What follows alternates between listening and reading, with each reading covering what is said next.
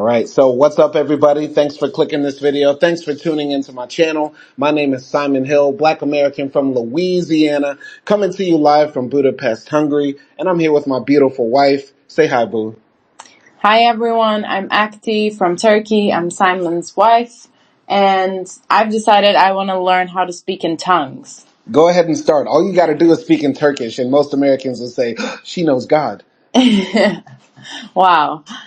But yeah, today we're talking about the new movie of 2024, The Deliverance. Yes, this is a production by Lee Daniels. He directed and produced it, and it was written by some white guy who's a producer named David Kogashal and a guy named Elijah Bynum, who's actually a director, and he's directed some other films. But this movie stars Andra Day, who is like a singer slash actress, and Rob Morgan, Caleb McLaughlin, Anjanae Ellis Taylor, Tasha Smith, Omar Epps, and Monique and Glenn Close. Two people who deserve Oscars in their own right. I'm pretty sure Glenn Close has an Oscar for something, but Monique deserves one just for being Monique. Like, they need to make a category just for her. But, Well, I know that she got an award for Precious. she sure did. Yes. Yes, she did. So let's actually talk about this. So I've never seen Precious, right? But Lee Daniels has been in the film business for a while, mostly as a producer. He was a producer on Monsters Ball. Actually, did you see that film? No. Me neither, but that's the one Halle Berry won an Oscar for. He also made Precious, and that was the last movie he made with Monique until this one. Did you ever see Precious? No, I didn't. Me neither, me neither. What about The Butler? Did you see The Butler? No, I don't think I've seen any of his other movies. Okay. Well, The Butler was also like a big film back in 2013. I didn't see it either. So this shows we have to catch up on Lee Daniels' filmography. But he also was the guy behind like Blackish, right? I think so, right? And Empire, which I And love. and Empire, yes. So Lee Daniels has been doing his thing for a while, and this film, I would have to say, we watched it last night, and I could say I thoroughly enjoyed it. It was a ride, a roller coaster from beginning to end, like no holds bars. Like, I was at the edge of my seat, dying laughing at some points, scared at some points. Now, I don't know if that's because I've had one of the most stressful weeks, and maybe Acti, you too, because, we're here in Budapest trying to organize our schedules for school and also work and trying to balance so many things. So watching this movie made me feel like how normies feel when they watch like Fast and the Furious or the new Marvel movie. Like, I turned my brain off. I was just in the zone and just having a good ass time. But how did you feel about it when we watched it last night? I enjoyed it too. And I enjoyed it, and I was like behind this movie up until like we were talking, and then you said like, did we just enjoy this movie because we were just so stressed this whole week? And maybe like it was, but I thought like it had all the right elements. It wasn't like a super scary movie, but I thought it just like combined well with drama, comedy, and horror at the same time. And it's like, also, it's an exorcist movie, right? And at this point, like, exorcist movies are cliche, no matter who does it, I think. And I just thought, like, this was done in an entertaining way. And it did not bother me that sort of, like, cliche was in that movie. Yeah, like what this film does great is mix the horror of exorcist movies, which some people find naturally horrific. Like, I'll be honest, like, I'm freaked out about movies about Satan, the devil, possessions, stuff like that. And, so I can understand why other people would find this genre fascinating and why they love it and eat it up. But they do unique things with the idea by adding more than one demon in the film. It's not just the demon that's possessing like the child. It's the demons that people have within them and that they're carrying from their past traumas. That's also a big plot point in this film. And it continues to be carried on by not taking itself so seriously, by having people say some of the wildest things. Like, this film has so many quotables. Like, Acti, what quotable from this film do you love the most? I don't even want to say this live, but Definitely one of the like most memorable ones for me was "I Can Smell Your Nappy Pussy." Like that was just so funny and unexpected in a very tense moment, you know? And I was like, we were both like, what the hell did she just say? Dog, this film had that quote. There was that one. There was the scene when the mother goes and beats up the bully by kicking him in the nuts and then telling him, I told you to stop fucking with my son, you bitch ass nigga, until your mama come out too. I'll lay out. Like, whoa. At that point, I was like, I'm in. I'm in for this. I'm in. There was also the scene where the mother has like a friend who's like a transvestite and she starts arguing with him because he doesn't want to drink anymore. So she tells him, you punk sissy bitch. And what does he say? Oh, never. No, he says No. you nasty, he said you stink pussy bitch. And then she says never. Yeah, okay. Sorry, I ruined that. It's okay. It's all right. Anyway, yeah, just so many quotables in this film. The dialogue makes it come to life, in my opinion. What do you think about the overall dialogue? Because I think that's where a lot of the criticism for this film lies. Yeah, I think like they were just having fun in the writing room because like there's no way they wrote those lines, like Lee Daniels wrote those lines and didn't laugh to himself. Like my son just ate shit today. Yes. And like that has to be like, you know, intentional. So that's what it felt like. And I definitely enjoyed it. Some Yes. people thought it was just like too like out there and Hmm. it lost like it sort of like made the movie lost its realism and scariness. Hmm. But it was enjoyable for me. It was like what Tyler Perry wanted to do with his movies, you know? Yeah. Yeah. Tyler Perry and Lee Daniels are leagues apart, in that Lee Daniels seems to understand great filmmaking requires great actresses or actors, compelling stories with complex narratives to some degree, and also having a little bit of the ridiculousness that Tyler Perry puts in his film, like people pulling a body out of a casket in the middle of a church service, but he makes it fit more into the story by not going overboard with it and just shocking you out front. Like Lee Daniels, at least in the Deliverance, sort of sprinkles the ridiculousness throughout the film.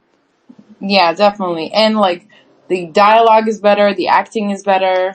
There's more like background to the characters Hmm. compared to like Perry movies. So I thought like this movie wasn't just like horror and, you know, ridiculous lines. It did have more. I thought it did have depth, especially in the first half of the movie. Yeah. And then the second half is just like, you know, the Exorcist stuff, which for me, like, it did not bother me, but most of the people say, like, who reviewed this movie, they said that this should have been just like a drama movie. Do you agree with that? I could see somebody saying like, okay, the film was more interesting in the first half. This is one of those movies where the first half is better than the second because the first half goes really, really in depth on layering the characters and their issues with each other and the conflicts in the house, while the second half just sort of becomes, okay, let's fight the demon, right? The big Satan, that's in the room. So I could see somebody saying, continue on with that narrative in the first half and make that be the resolution of all these different conflicts between the characters. But what do you Yeah. think? Yeah, I feel like there could have been like there was potential for this to be like a drama movie in terms of like people dealing with their own demons and own problems instead of, you know, the supernatural demons. So I felt like it could have definitely been taken there. But like I said, like those exorcist, you know, scenes did not bother me. Like the stuff that it's cliche that we see, like, you know, people climbing up the walls and weird body, you know, things that are happening to them. It did not bother me, honestly. Like I enjoyed it. And I was, you know, when you hear exorcist, that's what you expect. Yeah. So I was Yeah. expecting that. Like it wasn't super scary, but it wasn't also like, oh, this is just like plain boring. It wasn't Yeah. that either. Yeah, yeah. Well, let's walk through the story and break down all the themes, all the characters, and talk about it. So basically, the movie opens up with like some quotes like, forgive me for the demon that's in me, or who I am, et cetera, et cetera. I don't know if those are Bible quotes or if those are just text on the screen. But after that, they show like pictures that look like child's paintings showing like a white woman praising Jesus in a church, a family that is sort of like falling apart. Mama, drunk asleep on the couch while the little boy is like eating pizza. And then we see that this story is taking place in like Pittsburgh, 2011, and this little boy is painting this picture on the wall, right?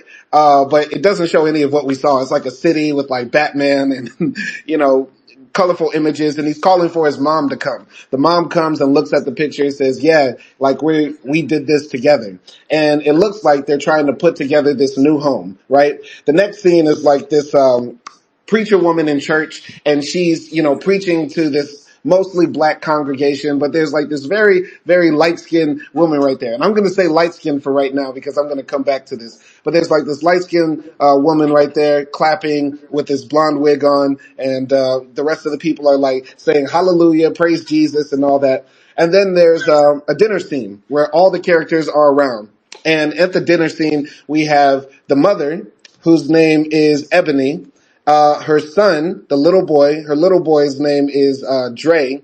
She also has another son whose name is Nate. He's a teen. And she has like a preteen daughter who's maybe like 12 or whatever. And her name is Shantae. And she's sitting with the blonde woman who is the mother, right? And the mother's name is Alberta. Yeah. Yes, Alberta, right? And so they're having dinner and stuff like that. And Alberta is like judging Ebony's cooking, saying she got the too much garlic in her catfish. And it's very tense between the daughter and the mother. And the little boy says something like, I wish daddy was here, and that's why daddy don't want to be with you, mama. And then he like smacks her, she smacks her son in the mouth. And he starts to bleed from the mouth. And as she, leans over to try to help her son, her mother tries to like smell her breath in front of the kids and stuff like that, implying that she's, been drinking and stuff like that. And, yeah, later on, the mother is like at the dinner table trying to like do her taxes or whatever. And she notices like flies in the house coming from like the basement, and she swats the flies away. What did you think about like those opening scenes and stuff like that? Okay. I mean, the first scene, there's the mother and the son. I thought they were fine. They were okay. And, yeah, the, white woman in the church that we see, I didn't know if she was white or mixed. That's why I said light skin, right? Because Yeah. even though I feel like I should know Glenn Close because, she's been making movies since I was like 5 years old, right? Like she was in 101 Dalmatians, hood classic. You know what I mean? I don't Yeah. instantly recognize her face. Yeah. And the way Alberta carries herself in this film, she is like really, really that hood white girl who only knows black people. But go ahead. Exactly. That's how I felt. Like she was like ambiguous, or I felt like she was light skinned, a light skinned black woman, and yeah, that was interesting. And then moving on to like the dinner scene, right off the bat, the dialogue was like kicking ass because they were like the mom was just so like in your face, saying like, I don't want you talking like that in my house, bitch. And things like that. Like right off the bat, I was like, whoa. And I remember saying like, this mom is like a Nazi in the house. She has the military order. Kids cannot have like second glass of milk and stuff like that. But it did still like a good house, I guess. And the next scene with the flies coming around, I'm like, so they show the basement door, right? And there's like a good like 30, flies around the door. And this woman opens the door and doesn't do anything and doesn't say like where all these flies are coming from. And she's just like, okay, I guess I'll call the landlord. So that was a bit crazy for me. Like, why isn't she noticing this many flies? But yeah, that was crazy. I was like, why isn't she like checking downstairs Yeah. of Yeah. what's happening? But yeah. Yeah, I would say instantly the family does not come across as good, or this is a, properly functioning family from the very beginning, right? Because, like, when women are referring to each other as bitches, right? That's usually something younger women do, right? It's not something you would see your mom do or your grandma do. So it automatically indicates like they're lower class or maybe less educated, and also don't have like traditional norms or expectations of themselves as like figures in the house of authority, right? So to me, like, I was like instantly brought in to like, how is this family staying together and functioning when like the two women who are supposed to be the oldest ones and leaders seem like they don't even like each other and they don't have a lot going on for themselves, right? Like the movie reeks of poverty and ignorance from the very beginning, you know? Yeah, I just assumed like it's, Ebony sort of feeling pressure and anxious because her mother is there. Yeah. So that was sort of just like the vibe I got. There's beef between them, but then like the regular family is kind of okay. Like it was not okay for her to hit the child, Mm-hmm. right? Obviously, but yeah. Then she said like he hadn't had one in 3 weeks. It's okay. And I was like, okay, I guess that's normal. Yeah. Yeah. Another thing I gotta say, from the very beginning, Andra Day, the woman who plays Ebony, the mother here, right? She is, conventionally a very attractive woman. But in this film, they bring her down to make her look like, more ghetto and stuff like that, homely. And compared to the real woman that this film is based on, because this is based on a true event supposedly that happened in like Illinois a few years back, right? Like, I like how maybe you didn't notice this, but I noticed this. There's this scar on Andre Day's chest, right? And I was thinking, did they add that there to like layer her character, to add more depth to her? Like, or maybe that scar would be important, but that's actually a part of her actual body, right? Because we watched some videos of her after that. But I like how, Andre Day really does bring this character to life to make it seem like she really is this like hood girl who had like this downtrodden life and like broken family and stuff like that. You get what I'm saying? Yeah, definitely. And I saw the scar too. And, Mm-hmm. in that scene where she's doing taxes is very visible, Mm-hmm. right? So I was thinking about the same thing. Like, did something happen to her before? Mm-hmm. Was she beaten or, whatever trauma that she might have?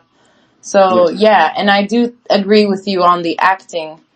And I have to say, she looks so much like Rihanna. Yes, yes. Like throughout the film, like later on, she like dyes her hair red, and I was thinking like she was just gonna start singing SOS, please, somebody help me. Like, I don't want Yeah. to do this anymore. Exactly. Like there were a lot of Rihanna jokes going around while we were watching the movie. Do you think that was on purpose? Do you think like Lee Daniels approached Rihanna for this film and she's like, I'm too busy with Fenty and just balling out of control? So then he was like, well, if I can't get Rihanna, I'm gonna get a Rihanna lookalike and really go overboard with it. Wow. No, no. I think like because they worked before in United States versus Billie Holiday, right? Mm-hmm. So I think like, he already worked like with Monique as well in actually another horror movie also besides Precious, called The That's Reading. that's funny. You call Precious a horror movie. That's hilarious. No, she was in another horror movie. Okay. Yeah, but yeah, Precious is not a horror movie. Sorry. Okay. Yeah. Yeah. You're right. So, all right. You're right. So I said earlier that Lee Daniels and Monique haven't worked together since Precious. That's a lie. They reunited on The Reading last year, and I haven't seen that. Yeah, me neither. But I felt like he picked stars that he already worked with and was comfortable with, probably. You Hmm. know, and maybe it was like the first time he was working with Glenn Close. I'm not sure, but all of the acting was, I guess, for me, it was on point. Yeah. Definitely. Definitely. So yeah, picking up from, where we left off, right? The little boy, asked earlier at dinner, can he have some milk? And his mama said no. So later on that night, he gets up and sort of like in a weird demonic possessed way, picks up the milk from the fridge and like drinks it until it's like spilling all over his chest. Then he walks outside, and we notice that the little boy has a dad bod, and he is about 7 years old. I swear to God, he's got like this puffiest belly and the biggest booty you've ever seen. He just looks odd shaped. He looks like the letter D and B backwards. Like he looks like one of those Slavic letters that you don't understand. And like he looks like his body is written in Cyrillic. Like anyway, he goes outside and he looks in the basement, like, wondering, or deep in thought. And he also sees like a dead crow outside too. The next scene is like the mother like arguing on the phone with like some bill collectors saying they're going to repossess her car. And we also see that her kids are walking home from school and they're getting bullied by like, the neighborhood kids. And when the mom sees that her son has blood on his face, she goes outside and like kicks the bully in the nuts. But she's also mad at her son Nate, the teenage boy, because she finds a bottle of vodka in his closet and also like a big wad of money and stuff like that. He says that he's not drinking it, he's hiding it from her because he sees what alcohol does to her. What did you think about any of those scenes? I just want to add that while all of this is happening, Berta, Glenn Close's character, is sitting on the porch smoking a Marlboro Red and like with cutout clothes. Like her fashion was just so ratchet in this movie. But anyway. Like she had her zipper undone, the top button popped, and she's got the wildest muffin top. Yeah. Like I loved it, how they dressed her. And she's like wearing like one of those like chains that you buy at like Forever 21 that costs like $2 and it says like juicy in big gold letters. Yeah, with like big hoop earrings and like nails that are long. Just ghetto fabulous. Very, very. And yeah. What I thought of those scenes, I think the crow was a bit like cliche. I get the milk. I thought the crow was sort of unnecessary maybe. But I'm not sure. Yeah, I guess we see that pop up later. Yeah. When the kids got bullied and then, Ebony went down to the kid and sort of, kicked him down. There was like a, good line there as well that made us laugh. Yeah, it was just hilarious, but it was also sort of showing like this between of like how much she cares about her kids, but at the same time, like, what her nature is or her upbringing is as well. So, yeah, that's what I was thinking. You're muted. Oh, sorry. Yeah, so I have to say, like, when the kid went to go drink the milk, I didn't think that was cliche. I thought that was like, kids trying to, sneak past their parents and stuff like that. Cause I did that too as a kid. Like your mom says, you can't have a cookie and late night you sneak in the kitchen and grab one of the chocolate chips. So yeah, I didn't think that was cliche. Going into this movie, I didn't know what to expect and I sort of suspended belief and didn't expect or automatically think we would go to exorcism, right? That we would go to demon possession. So at the very beginning, I wasn't thinking, oh, the boy is automatically possessed. You know what I mean? I thought he could have been having mental trauma because the way they make the characters and the scenery so alive, like it's a very stressful house. Like even looking at certain scenes, I was stressed out. Like, oh my God. You know what I mean? So I could have thought that the boy, or I was thinking that the boy might have been having like, schizophrenic episodes or lashing out because of the chaos in his home. You get what I'm saying? Yeah. No, I didn't think the milk was cliche. I thought the crow was cliche. Oh, the crow okay. hitting the window and then like the dead crow, that is a bit of cliche. Yeah. Well, Yeah. either way, some people might say the milk was cliche because that was just weird. Like, why was he drinking milk, like, and letting it fall on his chest? He could have just had a sip.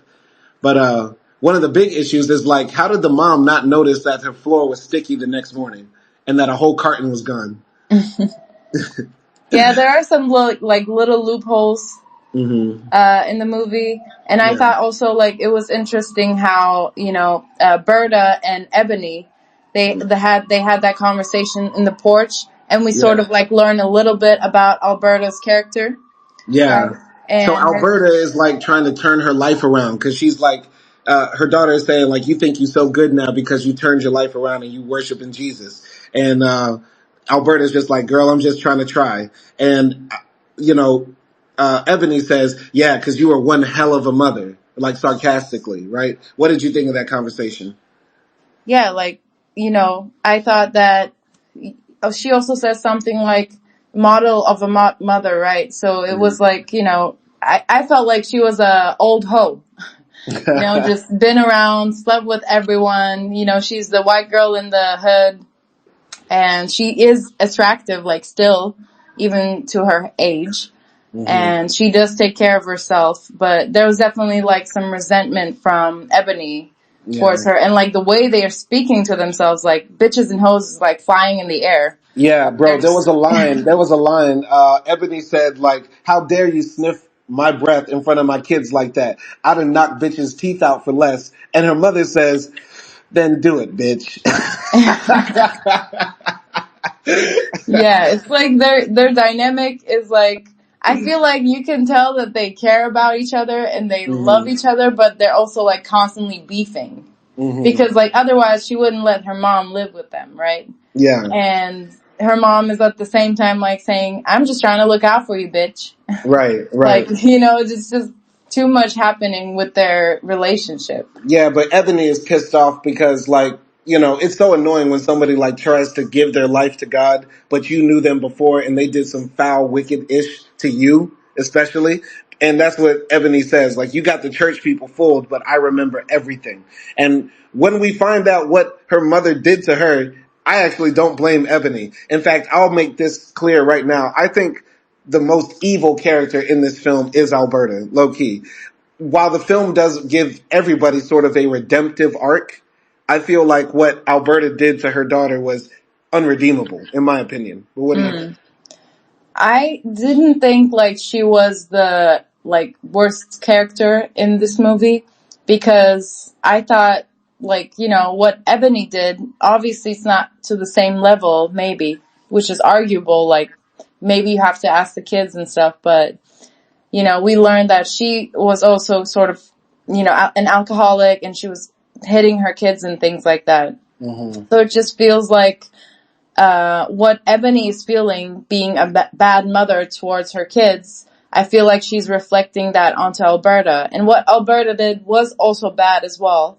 But I just think she does feel guilty about it. That's what I got from her character. Yeah. And yeah, like maybe she can't save the situation now, Mm-hmm. but she's definitely trying to be better, because it's sort of like everyone makes mistakes. Just like Yeah. how Ebony is trying to be better, trying to stay sober and things like that. Yeah, yeah, I got you. I got you. Well, either way, after, Ebony and her mother have that big fight on the porch, or that tense conversation on the porch, Ebony goes in the back and sees that the flies are still flying around the basement. And also her son Dre is like talking to himself. And she says, boy, what I tell you about talking to yourself? Get your ass inside. And then later on, there's one of the funniest scenes, one of the most interesting scenes, I would say. There's this scene of Ebony doing her daughter's hair, and then Alberta doing Ebony's hair in like a line while they're watching like this old movie. And they're like, they're quoting every single line from the film, right? At least Ebony and, Alberta are showing like they probably grew up together watching this film a million times, 1,000 times, whatever. And that was pretty interesting, right? Especially seeing this white woman like put in a sew in, put in the micro braids. Like that's why this film is so real and raw. But basically, the daughter of Ebony, her name is Shantae, right? Her mother asks Shantae, "What if we have your birthday party when your father gets back from Iraq?" Right? And so Shantae sort of gets mad about that, and Ebony is like, "You're not going to get your iPhone either. You'll get it when you get back." And Shantae like runs upstairs, and she's upset. And yeah, there was that big fight about that. What did you think about that scene? Yeah, I thought that was a cute scene. Like you said, it was like one of those scenes that showed that, yeah, they are a dysfunctional family, but they know also have to bond sometimes, right? And it was definitely cute. Like the boys sitting there eating popcorn and playing around, and girls like braiding each other's hairs and stuff like that. Mm, And what she said, I'm tired of being broke. I felt that, because, yeah. yeah, I'm tired too. And then like Dre gets up, I'm me too. Like he knows what being broke is about. Like, he knows, yeah, he's a kid in a broke house, but, you know, he doesn't Mm. have to deal with the other stuff that adults have to deal with. Yeah, And yeah, I felt that, you know, because it's like they're not like homeless or anything, right? Uh, they can probably get a house and stuff like that. They can have, you know, food on the table and stuff like that, but it's hmm always like barely making it. yeah, And that's what is like so frustrating about yeah. this like lower class. Yeah, they're the working poor. The working poor. It's very real, right? Like, and it's always interesting in this film how each of the kids has sort of like a different issue with their mother, right? Like, Shantae's issue is like she's tired of being broke. Dre's issue seems to be like just the whole dysfunction, you know, cause he really has like the demon in him. And, Nate's issue is like, you know, he's disappointed that his mother sort of like pushed their father away and he wants to just get out of the house too. All of them want to leave the house and they all hate their mother, which is interesting. We don't usually see this with like black women in films, right? Especially black mom. Everybody loves mama in the films, but this is like one of the few I can imagine or remember where everybody sort of hates black mama. You get what I'm saying? Yeah, I guess like I don't think they hate her, but they do have problems with her separately, like how you said it. And I was just thinking like in the first half of the movie especially also like yeah, I know she's done bad things to her kids, but she's portrayed as sort of like a single mom, right? Yeah, We hear yeah, about the dad, he's, you know, a soldier in Iraq, he's not around. So I was just thinking it's hard for her too. Like, mm-hmm, imagine having to deal with like two teenage kids, one little kid that needs mom, you know, most of the time and is also like kind of weird, you mm-hmm, know, talking to himself, having imaginary friends and stuff like that.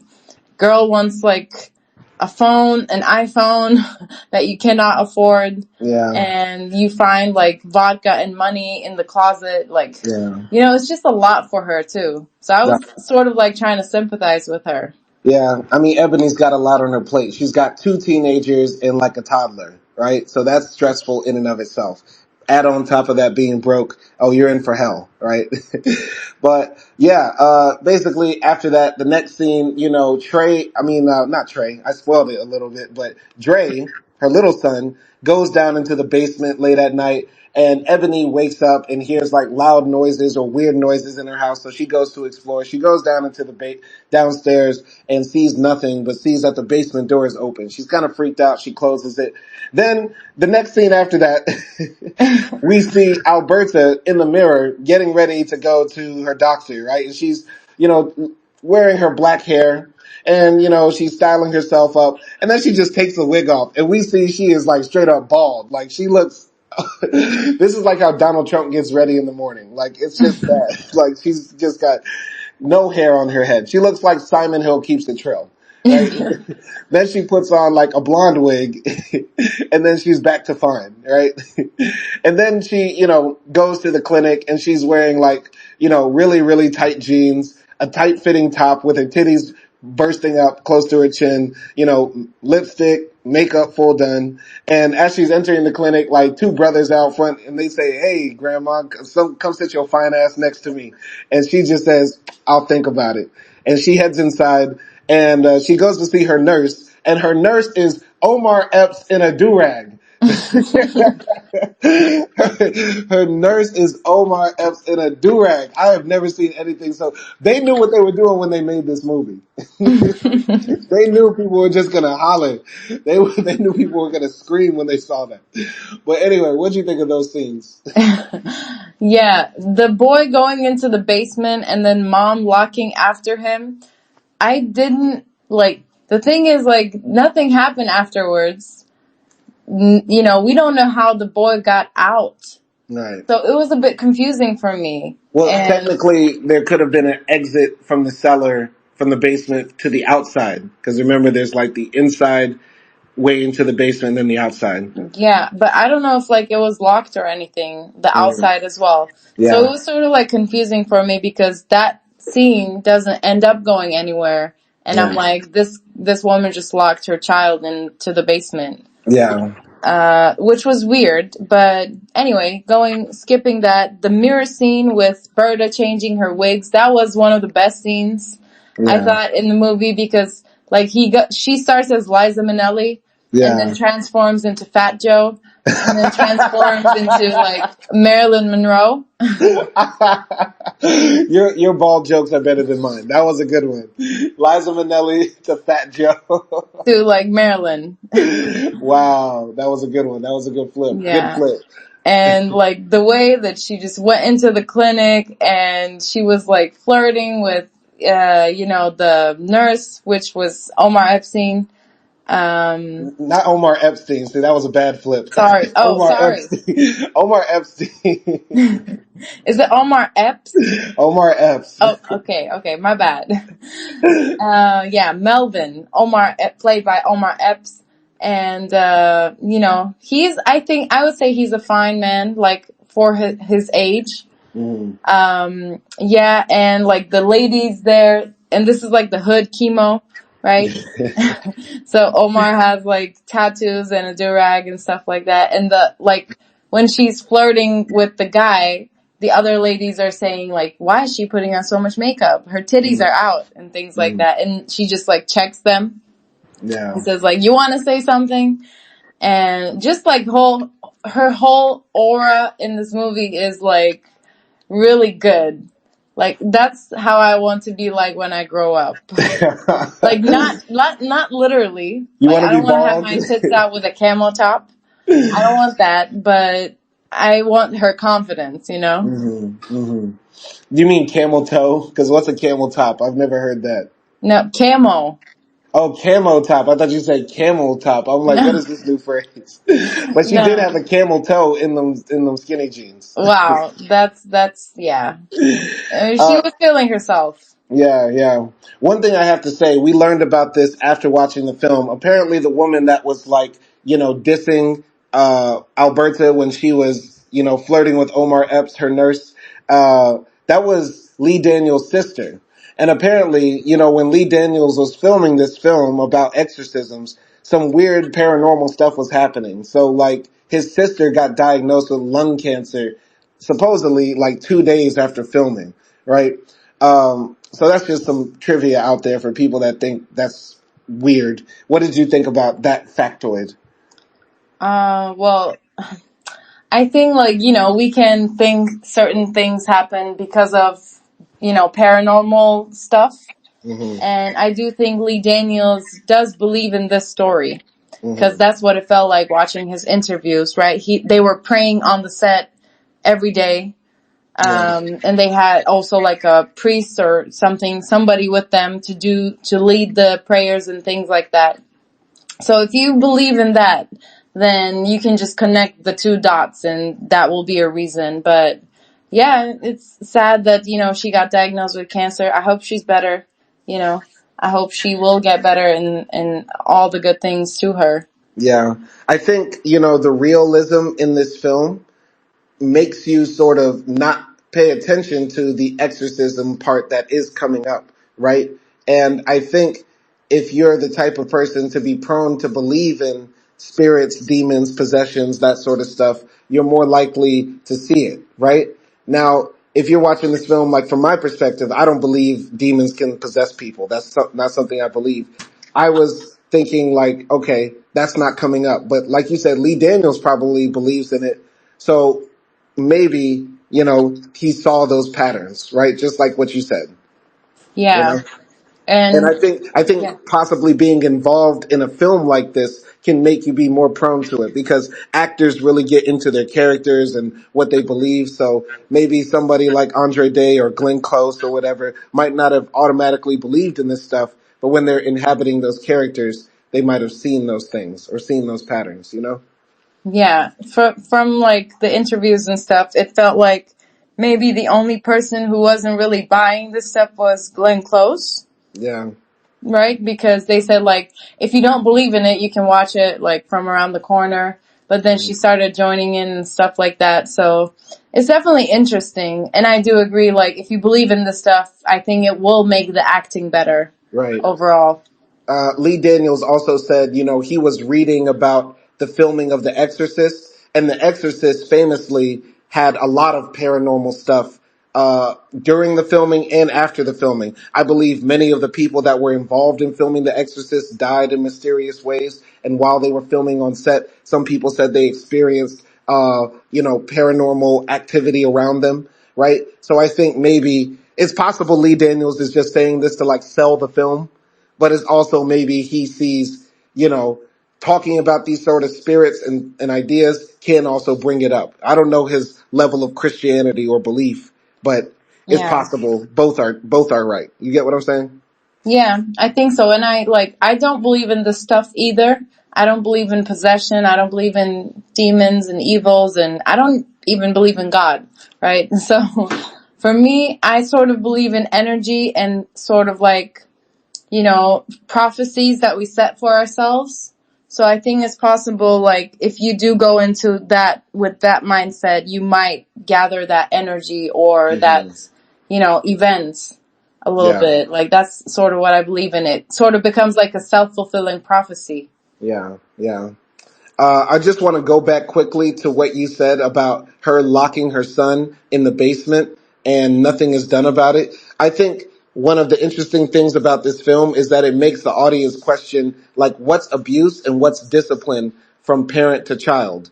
And I think with the scene of her locking her son in the basement, coming after the scene where we saw her pop her son in the mouth, right? It shows that the way parents can hurt their children can be intentional, but it can also be accidental, which I think is a running theme throughout this film. Yeah, definitely. And the thing is, I think also, in addition to what you said, this film is also sort of showing once you have a reputation of hurting your kids or being a bad mom, being a bad parent, it's really hard to get back from that. Because Yeah. later on in the movie, even though she wasn't really abusing her kids physically, at least, no one believes her. So that sort of just like gets stamped on you once that happens. And yeah, it doesn't matter if you're done, doing it as well. You're muted. Sorry. See, paranormal activity is happening. That's the second time. I think a demon is trying to like stop us from talking about it. Elon Musko. Wow. But yeah, basically, the mother Alberta is leaving the clinic, and the secretary says, "Girl, you ain't paid your bill." And Alberta tries to lie and says, "That damn Medicaid. I guess I'll follow up on it." And the lady says, "Girl, we haven't accepted Medicaid in a year." So that shows Alberta was trying to lie and like sneak her way out of this shit. But either way, the lady says that, the person who's been paying for your stuff hasn't been paying. And Alberta didn't know that somebody had been paying for her medical bills, which in America are wildly expensive. Like later on in the film, Ebony gets a call and it says, Miss Ebony Jackson, yes, your medical bills for your mother to live are $40,000.82. Something like that. And I think you said like, God damn. Yeah, that was insane. Yeah. Like, How much is cancer treatment in like Turkey, by the way? Like if I, sick and I'm not rich, like, do I really have to pay for that? I don't know about that part. I don't know. Let me get back to you on that.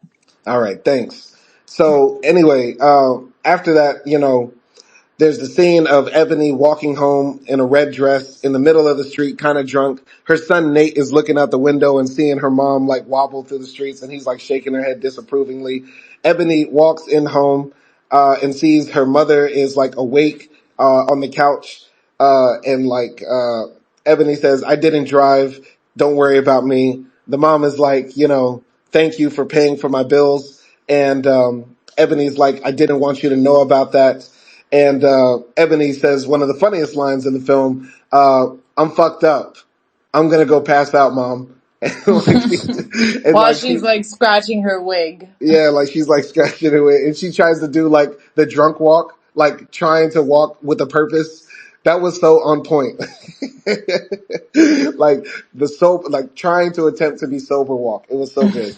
And yeah, any comments on any of those scenes? Yeah, that was just funny. That was just hilarious because they were sort of. I thought they were gonna have like a longer talk, right? Hmm. A more serious talk, and Yeah. yeah, then they didn't. Yeah. And coming back to you with the cancer question, it's actually free Oh wow. if you have Wow. like general, insurance. Yeah. So Awesome. yeah.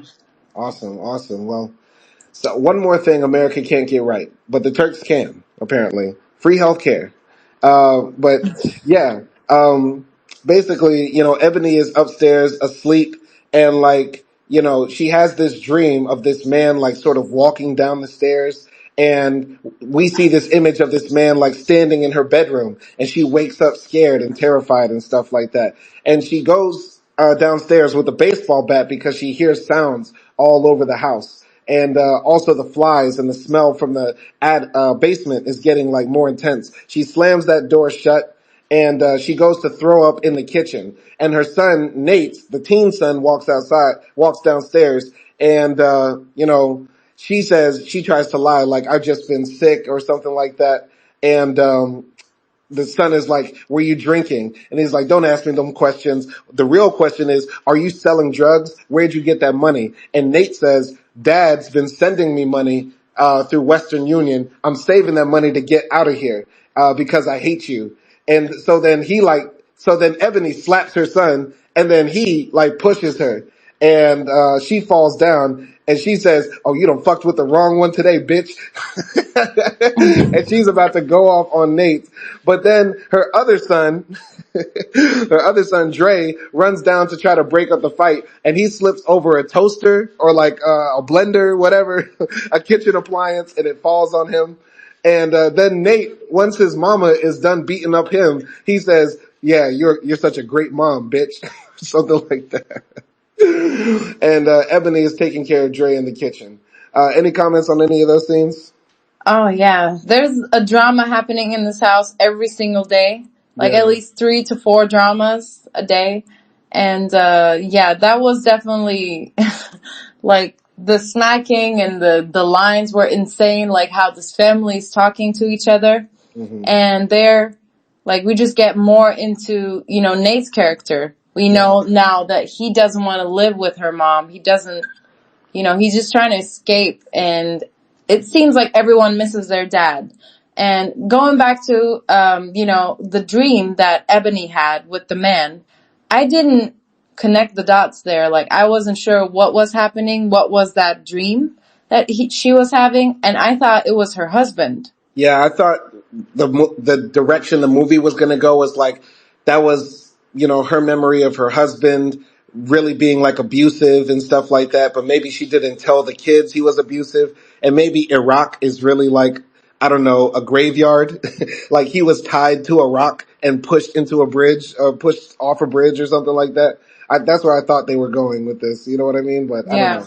There were like some instances, not now, but I think before, there were times where I thought she killed her husband and buried in the basement, and that's why the basement was like smelly. Yeah. That I kind of thought that might have been a possibility until they actually like solved the basement issue. Yeah. But yeah, that scene, it's like her once again being like just really in these two feelings, like trying to discipline her sons, I guess, and Hmm. then also like loving on them and caring about them because she also like was worried when Dre hurt himself. Yeah. Yeah. Yeah. Once again, I just find this film interesting for having so many boys hate their black mother so much. We never see this. Maybe not since like Baby Boy, right? Have we seen so much son against mother drama in this house? And yeah, basically, Ebony goes and puts the money that she took from her son Nate back in the drawer and doesn't say anything about like the big gold Magnum condom that's just like in the drawer where she opens it. And then she basically has like this heartfelt talk with her son, or talking to him, where she basically says, don't leave, Nate, we need you. Basically, I interpreted that as her saying like, Nate, technically you're the man of the house and we need you. You know what I mean?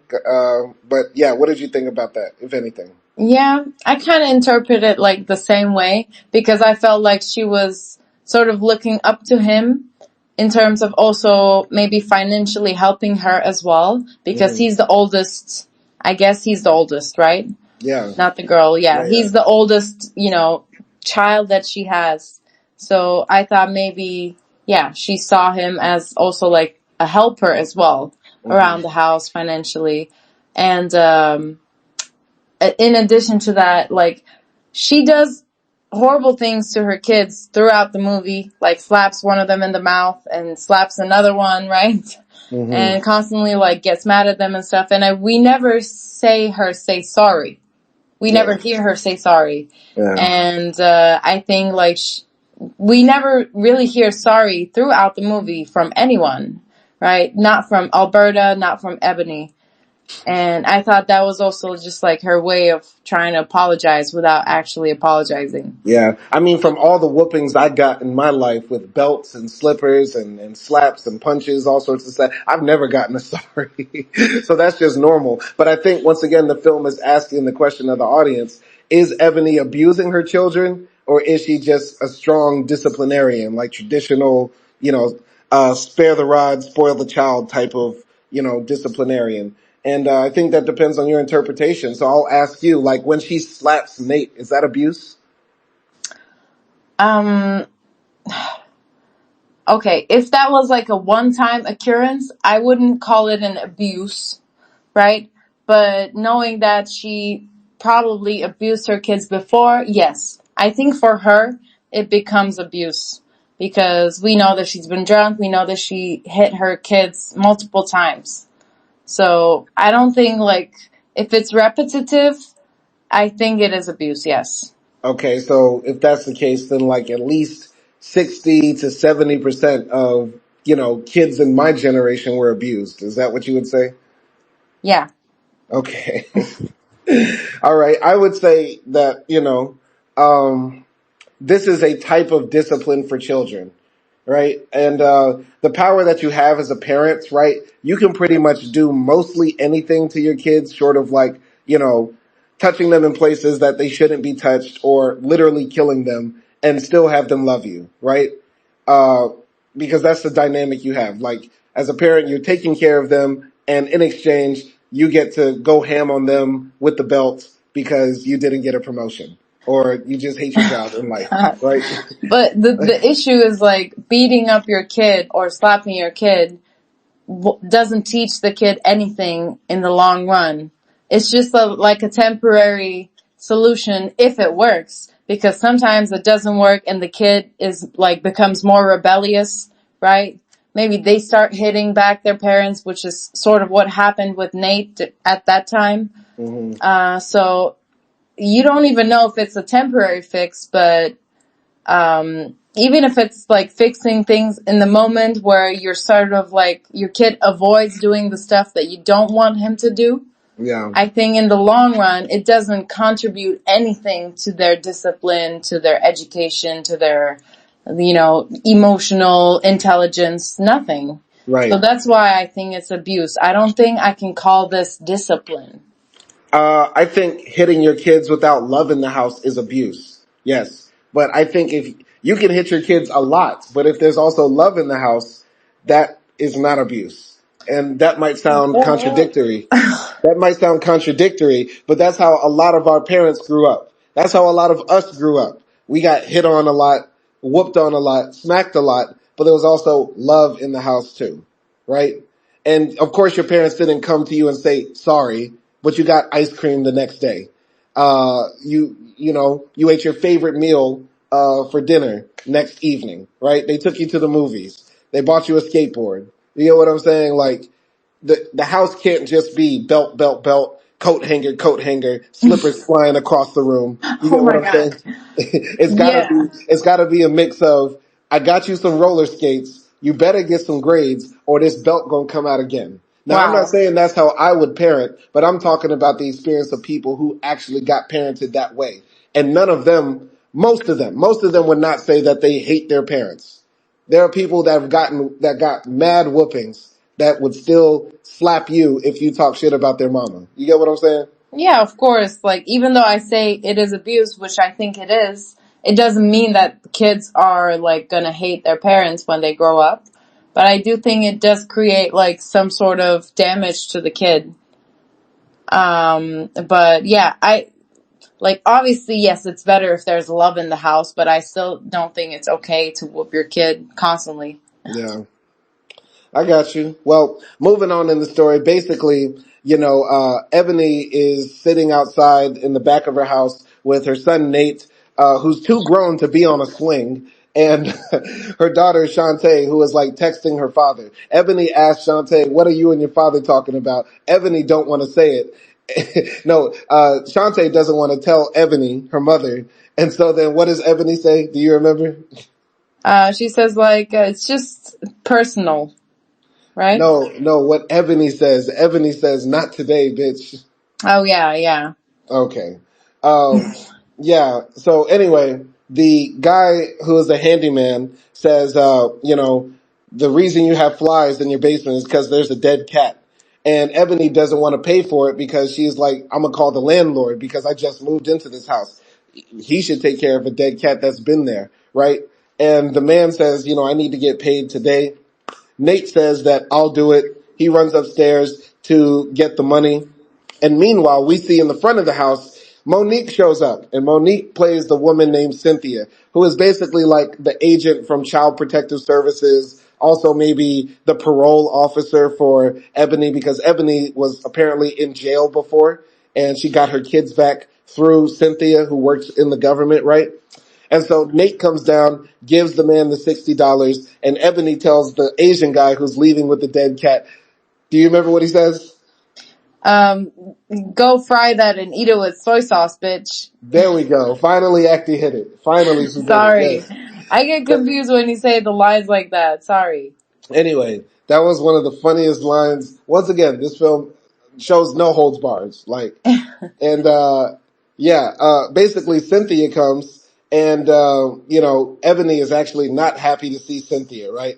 And Cynthia sits down with Ebony and all of her kids in the house, and Cynthia starts looking at the kids and be like, Shantae, where'd you get that scar on your arms? Because it looks like she got 3 hot burns on her forearm from like a hot comb or something like that. And she asked Dre, why are you limping like that? And Dre's like, I don't know. I forgot. And, I think she also asked Nate something too. And then Cynthia's like, you got 3 kids here with marks and bruises all over their body and they don't know how they got them. They said they woke up like this. And, basically Cynthia, and Ebony have like a one-on-one. And, Cynthia is like basically bossing around this house. You know what I mean? She's like saying like, I'm the one who's here to make sure you can keep your kids. If you fuck up, Ebony, I'm going to take them away from you. Have you been drinking? Ebony tries to lie. And Cynthia says, yeah, I know you've been drinking. And, basically, Cynthia shows she's the boss. Any comments on those scenes? Yeah, so the cat coming from the basement, right? It sort of like gave me, okay, so like there isn't a spirit in the house. So it was just like the cat that sort of drew all of their flies there. So I was like questioning that a little bit with the cat. Obviously that like, clap back to the Asian cleaning guy was hilarious. Mm-hmm. Yes, it was racist, but it was kind of like hitting it there at that time. Sorry. Yeah. And yeah, what else? And Nate sort of giving the money, paying the guy. I thought it was him saying like, okay, I'll stay, mom, because he was saving that money to get out of the house, but he spent that money on her mom, basically, Mm-hmm. on the house. Mm-hmm. About Cynthia's character, yeah, she was definitely oozing like, the sassy government worker lady that knows what's up, because she just knows like how things work around like this neighborhood and things like that. So she came in, obviously she knew Ebony before, and she knew that, she probably was abusing her kids before.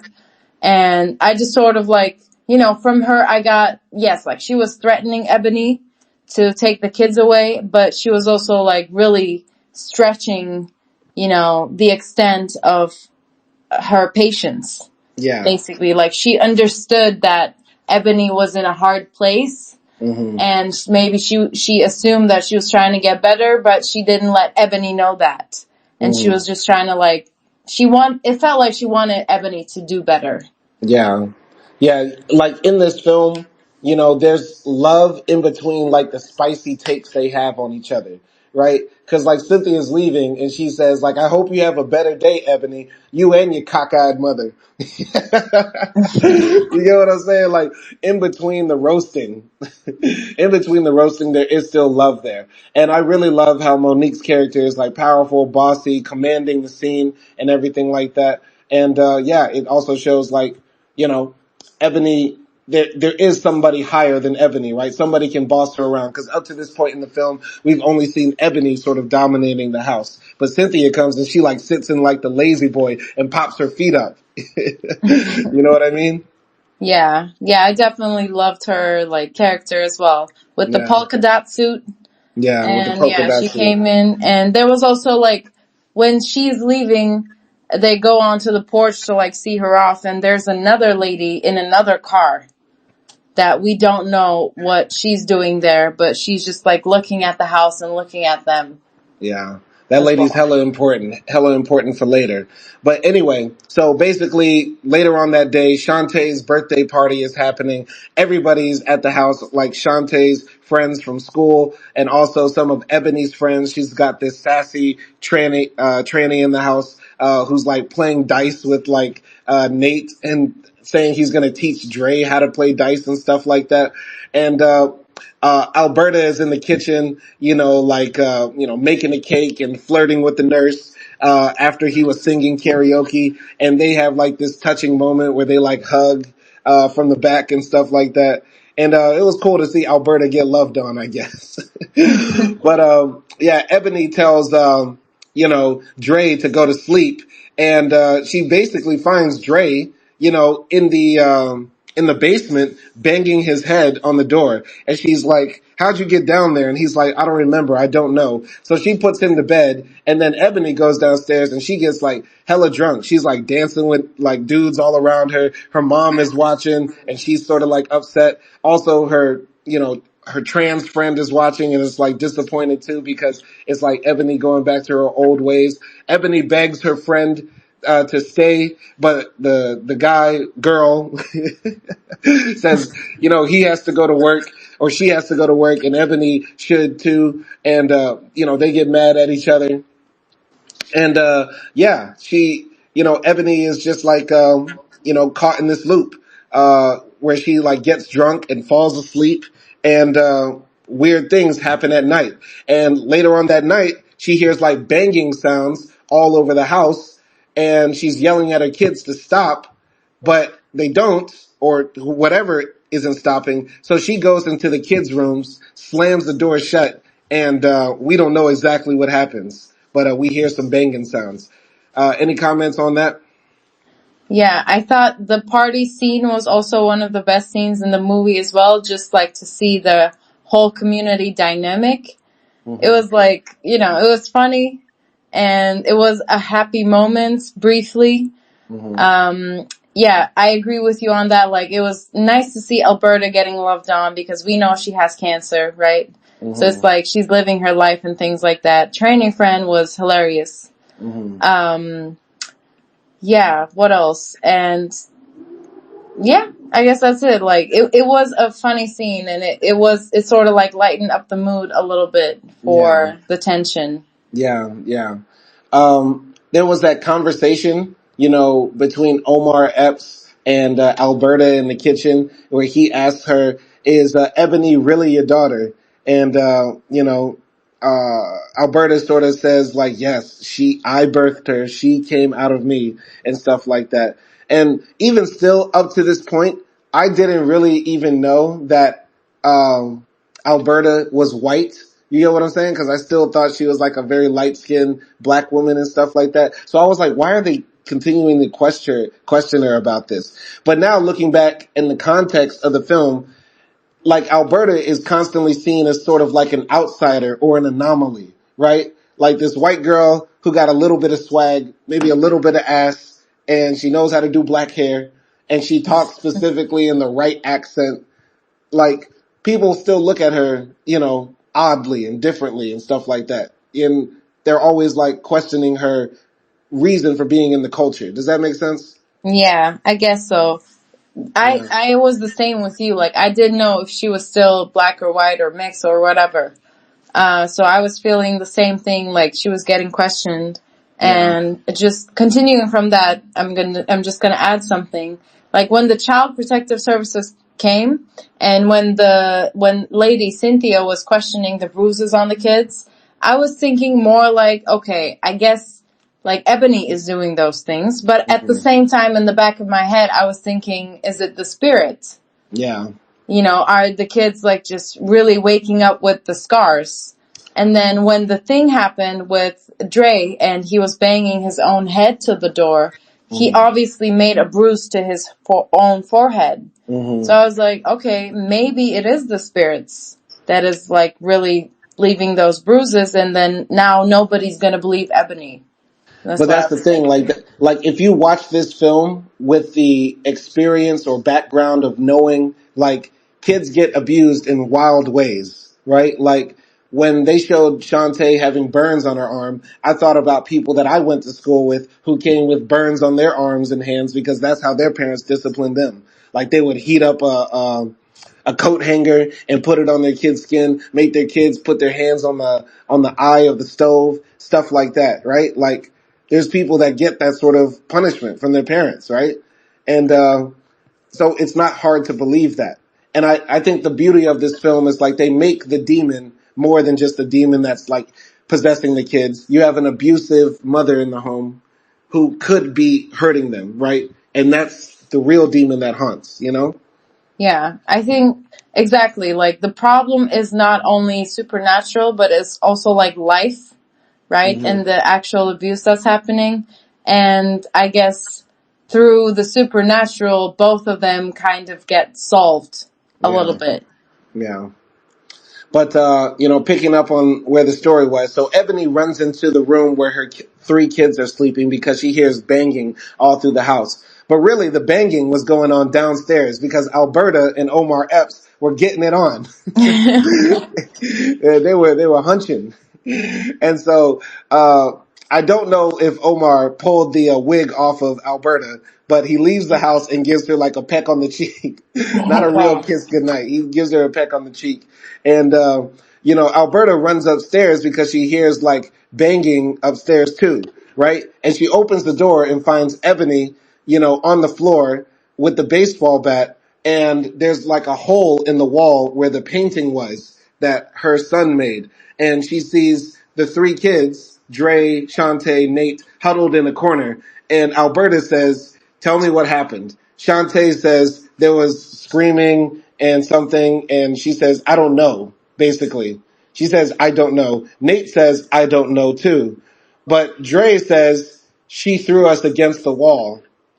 She threw the kids against the wall. And Ebony says, no, I didn't. Right? So we don't exactly know what happened in there.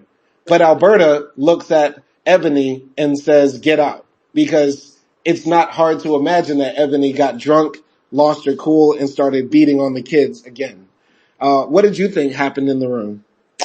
I didn't think that she actually hurt her children in that room because she just looked so confused.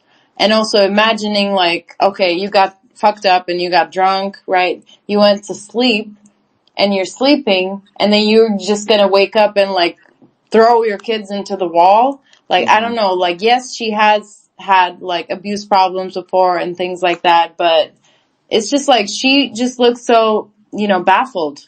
Mm-hmm. So I thought something else happened that like none of them remember maybe. Yeah. I think, she went in the room and she battled the demon, but maybe she saw the demon as her kids, maybe. And the demon, that's possessing one of the kids has the ability to make them forget things, right? Cause like Dre will walk downstairs in the basement and not remember how he got there. So that's what I think happened. She was in there smacking her kids up and down. but she was possessed by the demon or fighting the demon, and then the Yeah. demon made everybody forget. Yeah, they sort of like go into this trance. Yeah, So yeah, maybe she went into the trance as well. maybe. But anyway, so the next day, Ebony is like driving her kids to school. The woman that was, uh, staking out the house before when Cynthia was there is like tailing them to school. And, there's like 3 montage scenes where like Nate is in class, the teacher is teaching about AIDS, and he starts laughing uncontrollably. Another scene where Dre asks the teacher, "Can I go to the bathroom?" And he goes to the back and starts to shit on the floor, and he throws it at the teacher. And then another scene when Shantae is, in choir, and she walks up to her choir director and like has her period blood leaking all through her skirt. And the kids get taken to like the psychological nurse, whatever, and they ran tests on them, and they tell Ebony when she shows up with Alberta that nothing is wrong with her kids. But Ebony doesn't believe it. She flies into a fit. She says, "My son ate shit at school today. Are you telling me he's okay?" Boy, I died laughing. Boy, we died fucking laughing. That was an insane line. That was insane. And so this is interesting. This is sort of like where the racial dynamic, I guess, comes in the film. Alberta, is looking at the white psychologist, while her daughter, Ebony, is like going off, right? And, Ebony is like telling the nurse, like, "Fuck you, bitch, you gonna test my kids again." And the nurse checks Ebony by saying, "I want to ask you where your kids got their scars." And Ebony got shut down. And so, Alberta like apologizes to the nurse, and Ebony, when she's leaving, goes off on her mama, basically saying like, "You're just another white bitch in the hood who wants to be down with niggas until it's really time to be down with niggas," right? And that was kind of a stinging line to say to your own mama who birthed you. But yeah, what did you think about any of those scenes? Yeah, definitely like this, montage. I thought it was interesting. It was crazy that Dre threw shit Yeah, to his teacher. Like that yeah, was just crazy something to happen. And, it was like funny and gross at the same time because she was yelling and like all the kids were yelling too. So that was yeah. kind of like, silly. And then also like, they called Ebony at work, so we sort of learned that she works in a hairdresser, Mm-hmm. right? And yeah, and then they show us the psychological evaluation of the kids, and the Mm-hmm. psychologist is like showing the kid Dre pictures of an apple, of a car, and then a crow. And for Mm-hmm. crow, he says Trey. Yeah, So that's not normal. yeah. But I was thinking at the same time, it is normal for kids to have imaginary friends at that age. Mm-hmm. So I wasn't sure, like, if there was really, if the psychologist would suspect it, like, from a really serious point of view. But I do think, like, there should have been more tests because he said Trey, Yeah. right? So yeah. And I also thought the racial dynamic between mom and the daughter was interesting because yeah, it was sort of like the first time we see the mom speak, uh, you know, with composure, right? Because Mm-hmm. most of the time she does have that like ghetto lingo Mm-hmm. when speaking to her daughter or, even in chemo and things like that. And this was the time where I also felt like she was worried that the doctors would report her daughter for Yeah. abusing the kids. So I Yeah. thought that's why she sort of like, played nice. Yeah, she didn't like turn on her daughter, right? She never did that. So I feel like it's unfair for Ebony to say like, you you want to you just want to sleep with black men but not care for black people, because she obviously cares for her daughter and cares for her grandkids too. You get what I'm saying? So I don't feel like that was fair.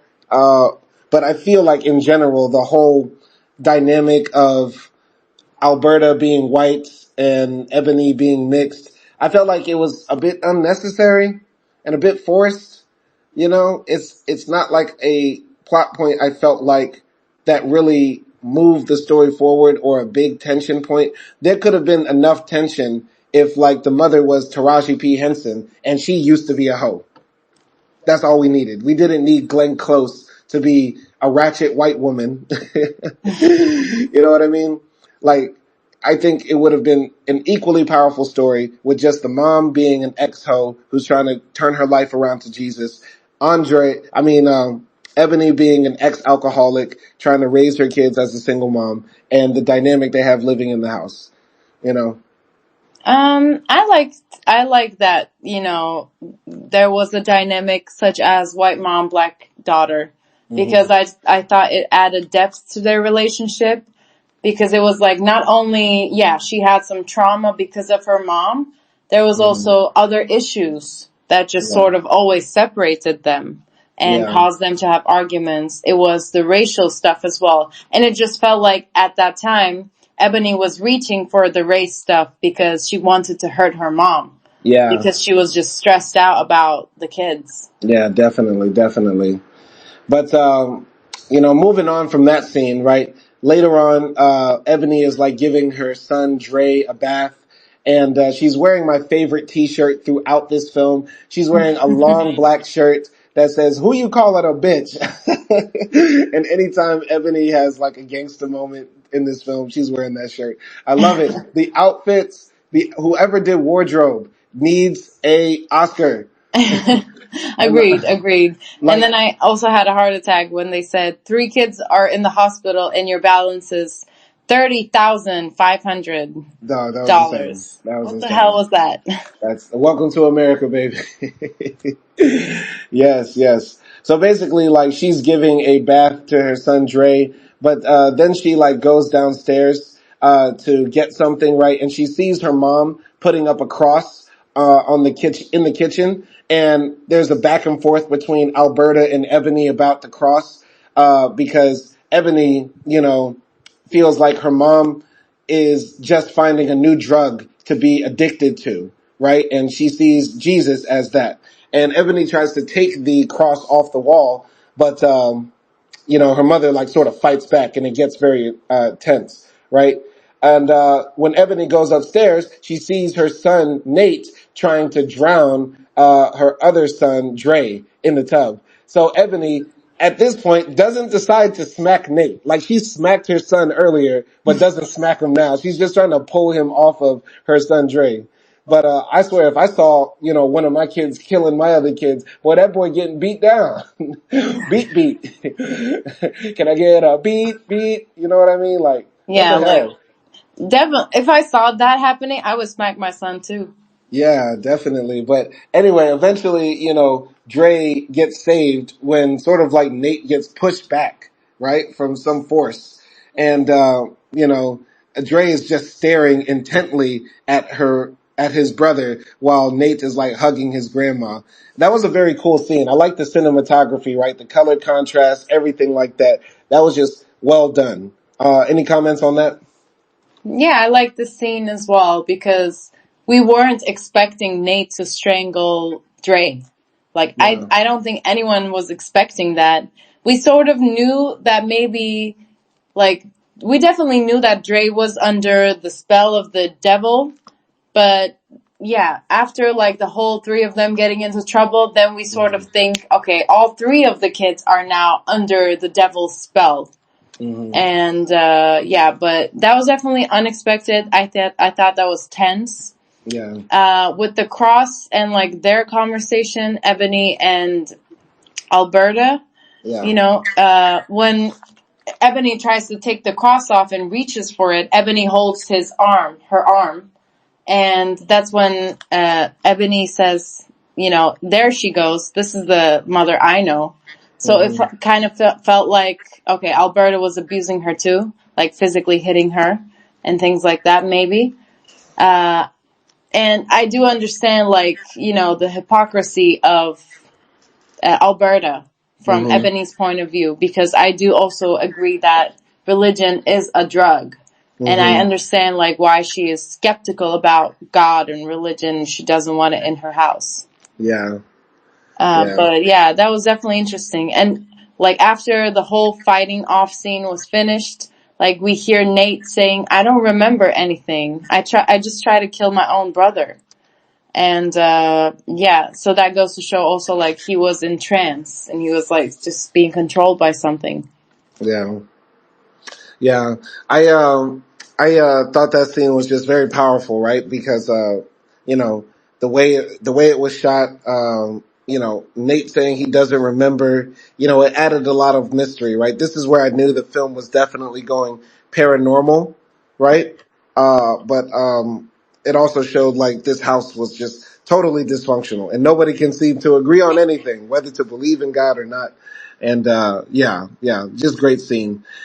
Next scene after that, basically Cynthia shows up to the house. Monique appears again, dressed in baby blue, looking like the looking like the ocean, looking like Ursula, Ursula from Little Mermaid. So she's trying to get into the house. Ebony doesn't want to let her in. Eventually she like breaks in, and Ebony is still upset about, the psychiatrist not diagnosing her kids with something. And I believe at this scene, Ebony tells about the experience she had when she was younger, when she got, violated. Did she do that at this point? Not exactly. Like she was going there, but then she stopped. So she didn't tell the whole story. And she Okay. just like stopped in half of her sentence saying like, you know, my mom let something happen to me. I see. I see. Uh, well, either way, I feel like at this point, Ebony is like breaking down. She's saying like she's hearing things all over the house, and she's catching her son Dre in the closet speaking some different language, saying things like he should kill himself and stuff like that. And she starts going off on Cynthia like black woman to black woman. You shouldn't be coming in here judging me because you're knowing what I'm going through. And so then Cynthia says, well, black woman to black woman, I had a son. My son got killed by a car. And when I see women like you taking their kids, taking their kids for granted, it makes me sick. And so, yeah, I'm going to continue to hold you accountable. And then the greatest scene, probably the climax, the movie could have ended right here. Alberta comes downstairs in some coochie cutter shorts, wearing like a pink, once again, muffin top, like blouse, whatever, t-shirt, no wig on, bald, holding a baseball bat. And she says, you better get out my house, bitch, to Cynthia. And she sort of chases Cynthia out the house with a bat. And she steps out on the front porch, not caring that the whole world can see that, she just looks hideous. Like she looks like, oh god, a troll from like Lord of the Rings. And she starts swinging the bat at the woman who's like taking pictures in front of her house. It was just crazy. What did you think of that scene? Oh my god. Yeah, like the exchange to, Black Mothers had. I thought that was cool that they let us into Cynthia's, character a little bit more. Like, I guess maybe even that's why she started doing this job, right? Mm-hmm. I was thinking about that because she lost her, son and things like that. And I also was feeling bad for Ebony because once again, I thought she wasn't, at that time at least, I didn't think she was abusing her kids. So Mm-hmm. I thought she was sort of getting blamed, Yeah. getting pinned by a devil Yeah. in the house. So yeah, I was feeling bad for her. Like, nothing that is happening in the house is her fault, but Now, it's gonna get pinned on her. Do you think Alberta is like defending Ebony from Cynthia, like harassing her and stuff like that Yeah. because she actually loves Ebony, or because like she needs a place to stay? Because, Alberta probably up to this point was like homeless or whatever, or like sleeping from house to house, from guy to guy, being like a hobosexual. So do you think she just is trying to get hoe protection, or do you think she's just trying to protect her daughter? I mean, I don't think one can be like excluded from the other, but I would say the main reason she's doing it is because she loves her daughter and plus her grandchildren as well. Yeah. She loves her Yeah. grandchildren. I think that's the main thing. And then her daughter, and then maybe thinking about a place to stay. So I That's feel true. like that's the last thing in her mind. Yeah. And that scene was legendary. Like, she came out looking like Voldemort meets Barbie. Dog, you be killing me with these flips. That is a fire flip. Voldemort meets Barbie. God damn, acting is killing me right now. And it was just hilarious. Like she was so serious, and she just was like, it went to show like where Ebony got her ratchetness from, her white Wow. mama. Yeah. That's crazy. That's crazy. That made me think about, I know this is unrelated, but Ebony and Alberta reminds me of Sophie and her mom from 90 Day Oh Fiance. god. So like all the dysfunction in like Sophie's relationship with Rob in 90 Day is sort of similar to like how her mom was dysfunctional and a drunk and an alcoholic and probably abusive too to little Sophie. You get what I'm saying? So Wow. it's sort of like I know this is a totally different genre we jumped in right now, Yeah, but I reality was thinking TV. about that. Yeah, I can see that. I don't know if she was abusive. I wouldn't want to pin her like that. Yeah. But it does feel like she was a drunkie. Yeah. Yeah, definitely. Definitely. But yeah, after that, right? After that, Alberta goes to her black female pastor and says, "Pastor, we need some help. I don't know what's going on. I need you to get the demon out of this house. We have some, struggles here." And the black female pastor says, "Girl, I don't do that. You need to find somebody else." And so later on, Ebony, forgetting all of the drama that's going on in her life, she's at the bar getting lit. And as she leaves the bar, she meets this woman who says, "You have a demon in your house and I can help you. I'm an apostle." The woman says, "I'm an apostle. I'm a prophetess." And so the prophetess takes Ebony to McDonald's. They go to McDonald's and they sit down and over McCafes, the woman, I forgot her name, but I'll just call her Apostle Prophetess. She says, this house has a demon in it, right?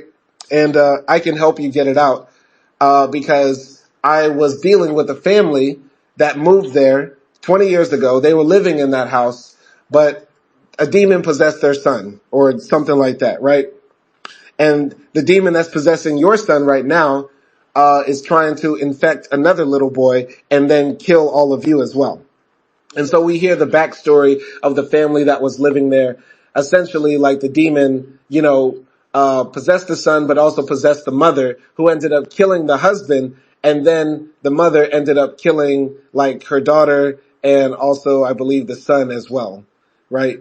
And, Hmm. yeah, the woman who is the intercessor talking to Ebony says like, "I don't do exorcisms. I can directly pull the devil out because I speak on behalf of Jesus Christ," as she like beats her chest and pounds the McDonald's table. And she says, "I tried to get the demon out of the boy for that family, but I failed. And I want to try to make it up again by helping your family get rid of this demon." And yeah, so that becomes the new plot point. This is sort of like when the second half of the movie begins. Yeah. What did you think of this section? And also just wanted to add, at the same time, while they were telling the family story, there was a montage of, the story showing what was happening to Alberta in the house.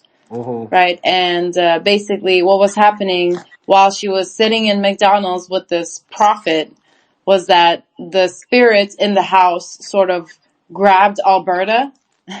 And yeah, we just saw like this sort of shadowy figure. We don't know if it was, at least I didn't know if it was like Andre or if it was just the spirit, the shadow, but Alberta dies basically, or like gets attacked by the devil.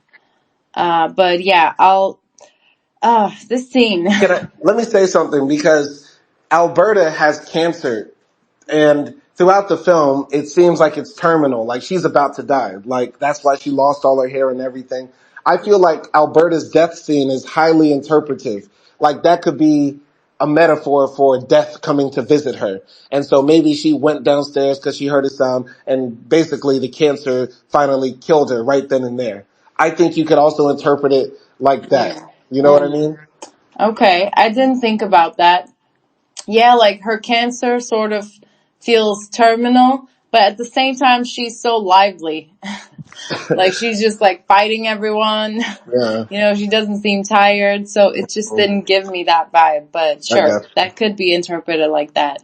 Yeah. And yeah, going back to like to the scene where the apostle shows up, right? First of all, it's ridiculous that they went to a McDonald's. And That's what they made it so had good. It made it so realistic. Like this is broke. Like they are so poor. It's so ghetto. It's so like, you know, it lower did make working class. realistic. Yes, it's very lower working class. And it was like the traditional McDonald's, like with the red sliding seats and like the Ronald McDonald that I know is like in a statue somewhere in the corner. Like that's the McDonald's I grew up at. Like with the broken playground, everything. Not this neoclassical modern McDonald's bullshit we got now. Yeah, and they ordered 2 McCafes and a large fry. So she was like, okay, we're going to have a serious conversation. We have to sit here, so we have to buy something. So Yeah. I'm not just going to like get cafe or coffee. I'm also going to get fries because I'm hungry too. Like, Hmm. that was just a bit silly, but like you said, once again, I didn't mind those like silly additions that Hmm. they have because it just made it entertaining for me. Yeah. I think my problem was sort of like with the character of the apostle. Hmm. I like that she was sort of like she introduced herself sort of like this independent religious woman, right? And she just like really goes by what God has given her, right? She doesn't belong to like any bigger sort of church and things like that. It was sort of that's what I felt like a freelancer priest. Hmm. That's what she came off to me as. Yeah. But the problem is that like I thought she killed another family, sort of like she killed the kid. She Uh-huh. said she wasn't successful and the kid died. Mm. And then the whole family died as well, like, because of the devil and things like that. So it's like, I was thinking in terms of Ebony, like, how can I trust this Mm. person? Like, she already killed a kid. How do I know if she's gonna succeed again? Yeah. So yeah, and well, to my luck, at least what I was thinking that Ebony didn't really believe her. Hmm. And honestly, I would have done the same thing on like thinking, like putting myself in Ebony's shoes. Yeah. Yeah. So Ebony is like trying to leave the McDonald's, but Apostle says, wait, and hands her like the biggest, business card ever. Like a very large vanilla envelope. I think she handed her a notebook, I know, right? Like he pulled out like, or she wrote it in like the back of the McDonald's receipt. like like a small yellow pad, Yeah, like a legal pad. I just got to say this about the apostle. Something interesting about America, like we have so many different versions of Christianity and like new religions that just sort of pop up. I think this makes us more unique than any other like industrial first world nation. Is like people in America are highly, highly religious. Like we have the highest percentage of people that believe in angels in in the developed world. You get what I'm saying? Like yeah, people who think, Jesus Christ came down in a motorcycle. Like there's wild Christian beliefs out there. So I think the apostle character is trying to represent like, startup. We have like startup culture, startup businesses, startup ventures, startup religion.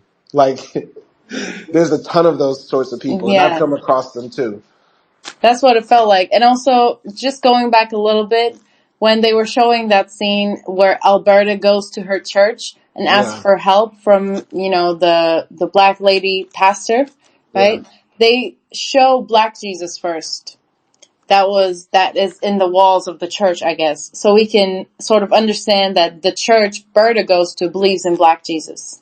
Yeah. I don't know, like, what is the correspondent, like, type of Christianity that is, but, that plus everything happening with the lady pastor, exorcist, coming in, that's when I thought about, like, the relationship between Christianity and Black people Hmm. and, like, how it sort of, like, happened throughout the history. Yeah. And that was, like, a thing that was going in my head as well. Yeah, number one, I've never seen a film with a white woman worshiping black Jesus. That was just great in and of itself. The 10-10 just for that. But I wouldn't say that black Jesus is inherently tied to any specific Christian denomination. It's Mm. just more of a uh, iconography that's used more amongst black people, especially ones who are more Afrocentric or conscious, right? So you're Mm-hmm. not going to say like, okay, Baptists believe in black Jesus, but Episcopalians believe in white Jesus, right? It's not like that. It's Mm. just if you're in a very black church, it's more likely that you're going to have black Jesus on the wall. You know what I Okay. mean? But Okay. even the image of itself is important and radical. So that's why I find it cool that Glenn Close was like saying hallelujah to black Jesus stained glass. Yeah. And like also the reason why I thought about like blackness and Christianity is that usually in these sorts of like, horror movies that ties it with religion, we Mhm. see the classic white pastor, right? The Mhm. white guy with the whole robe and the Bible in the hand. He comes and he extracts the devil. Mhm. And in this movie, we have like, black priests. On top of it, they're woman priests. Mhm. And they are like also, not dressing conventionally. Mhm. Like the apostle looked like, she was a butch lesbian, Mhm. with like that haircut and all of those things. And she did like good in terms of acting and stuff like that. I liked her character. So it was like this unconventional, representation of the church leader, I guess. Yeah, I think that if the film decided to have like a white guy, come and exorcise the demon from this black boy, uh, people would be up in arms about this film. They would try to cancel this film because there's too much you can read into like saying like this white man has to get, the son of Satan out of this black body. Mm. Like too, too many people would have think pieces a mile long about how this film is problematic and just broke down Black Lives Matter. It brought us back to like the 1950s. Okay. I mean, it could have been a black man. That would have been, I think, also problematic too, because I think what this film is trying to do, by having the black woman preacher, the black apostle, Alberta, dealing with her relationship with Christ, and Ebony being a non-believer who has to be converted, right? I think what they're trying to do is talk about how women exist in the ultimate form of patriarchy, which is traditional religion, right? Mm. I think there is a deeper theme here, cause think about this. The film is about a mother trying to save her son, not her daughter, right? Like in The Exorcist or like in The Poltergeist. She's trying to save this young black boy and she has to turn to God. But how do we deal with God when God traditionally, as it's written in the Bible, hates women? Let's keep it a buck. If you read the Bible from beginning to end, women don't get a fair shake in there. Y'all are the whole reason for the fall of man. Y'all caused kings and prophets to be killed and stuff like that. You gotta sleep outside if you're on your period. Like, it's not good. It's not good for y'all. You get what I'm Yeah, saying? that's one of the reasons why I don't believe in God. Right. But in this film, we have women of different backgrounds and levels believing and interacting with God, but claiming it for themselves. Right. A woman is technically, according to the Bible, not supposed to preach. But the first thing we see is a woman preacher. That was a specific choice. That did not have to be there. The apostle could have been a man, but the woman is using the power of God. She's basically saying, I speak for Jesus now. A black woman speaks for Jesus. Like, there's a lot of radical messages here. Alberta being a white woman worshiping under black Jesus, that's a radical message right there. Yeah. Ebony having to die and come back to life to have the power to get her son back from the devil, sort of like making her a Jesus-like figure too. A black woman just became Jesus in this film. You get what I'm saying? Like, there's a lot of interesting religious overtones here when it comes to femininity and patriarchy and religion. Any comment? Yeah. No, I definitely agree. And that is why I didn't really understand why when people said like, the second half of this movie is just cliche. It's just like rip off from exorcism and things like that. like, yeah, there's obviously a literal reference to the Exorcist movie, right? Hmm. But um, I think this movie adds new elements to that very cliche, very classic storyline Yeah. with like its characters, and that's why I was like sold on the second half as well. Hmm. And people are just saying it's too cliche, but it's not. Like, when have you seen a woman pastor looking like, the in this movie coming up to you and then doing an exorcist? Right. Janelle Monáe's girlfriend comes and gets the demon out of you because she speaks for Jesus. Wow. But yeah, that's why I appreciated the second half of the movie, and I just don't understand why people are so mad at it. Yeah. I really think, the deliberate choice to have the major religious figures here be women, that's actually radical, right? And we live in such a patriarchal world that we see this film and say, yeah, this is totally fiction. Like there are no women that do exorcisms, right? There's no white woman that believes in black Jesus, right? Like, you know what I mean? Because the film is tied up in a little bit of fantasy, I think we also tie some of the other themes in here in fantasy as well. But when actually the film is doing a lot of really radical messaging in relation to, feminism and religion. Yeah, I agree. I agree. But pick up on the story for us. Yeah, so basically, Ebony says, "This is all bullshit. You're stupid. Don't call me again." And then she leaves the pastor, right? And Hmm. she goes back to the house to find her mom, like, just lying on the floor. And then we also see the cross on the wall that her mom hanged, and it's like burning. Mm. And as she was trying to put out the fire, she sees that her mom is lying on the floor. She goes out. She forgets to put the fire out, so the house is still burning. And she goes to the mom, and, the mom is laying on the floor, and obviously she's dead. And Ebony is like crying over her and everything. And at the same time, like, uh, Dre is coming down the stairs and saying, like, and just like looking very dead in the face, right? Yeah. And Ebony says, like, tell me what happened. He doesn't say anything, and like other kids come down and stuff like that. And basically the ambulance comes, they take the mom out, and the child's, like, the police comes, everyone comes, child protective services also come as well, just to question everything, and they're taking pictures. Cynthia is there as well. Hmm. And then we see Ebony driving the kids to somewhere. They're in the car and it's raining. And the girl, her daughter, says that she called Child Protective Services. She called Cynthia Mm. because she didn't know what else that she wanted to do. Hmm. And mom sort of like gets mad at her, saying like, you want me to go to jail and things like that. And then in the back, Dre starts getting freaky again. And he starts like hitting his head to the, back of the seat.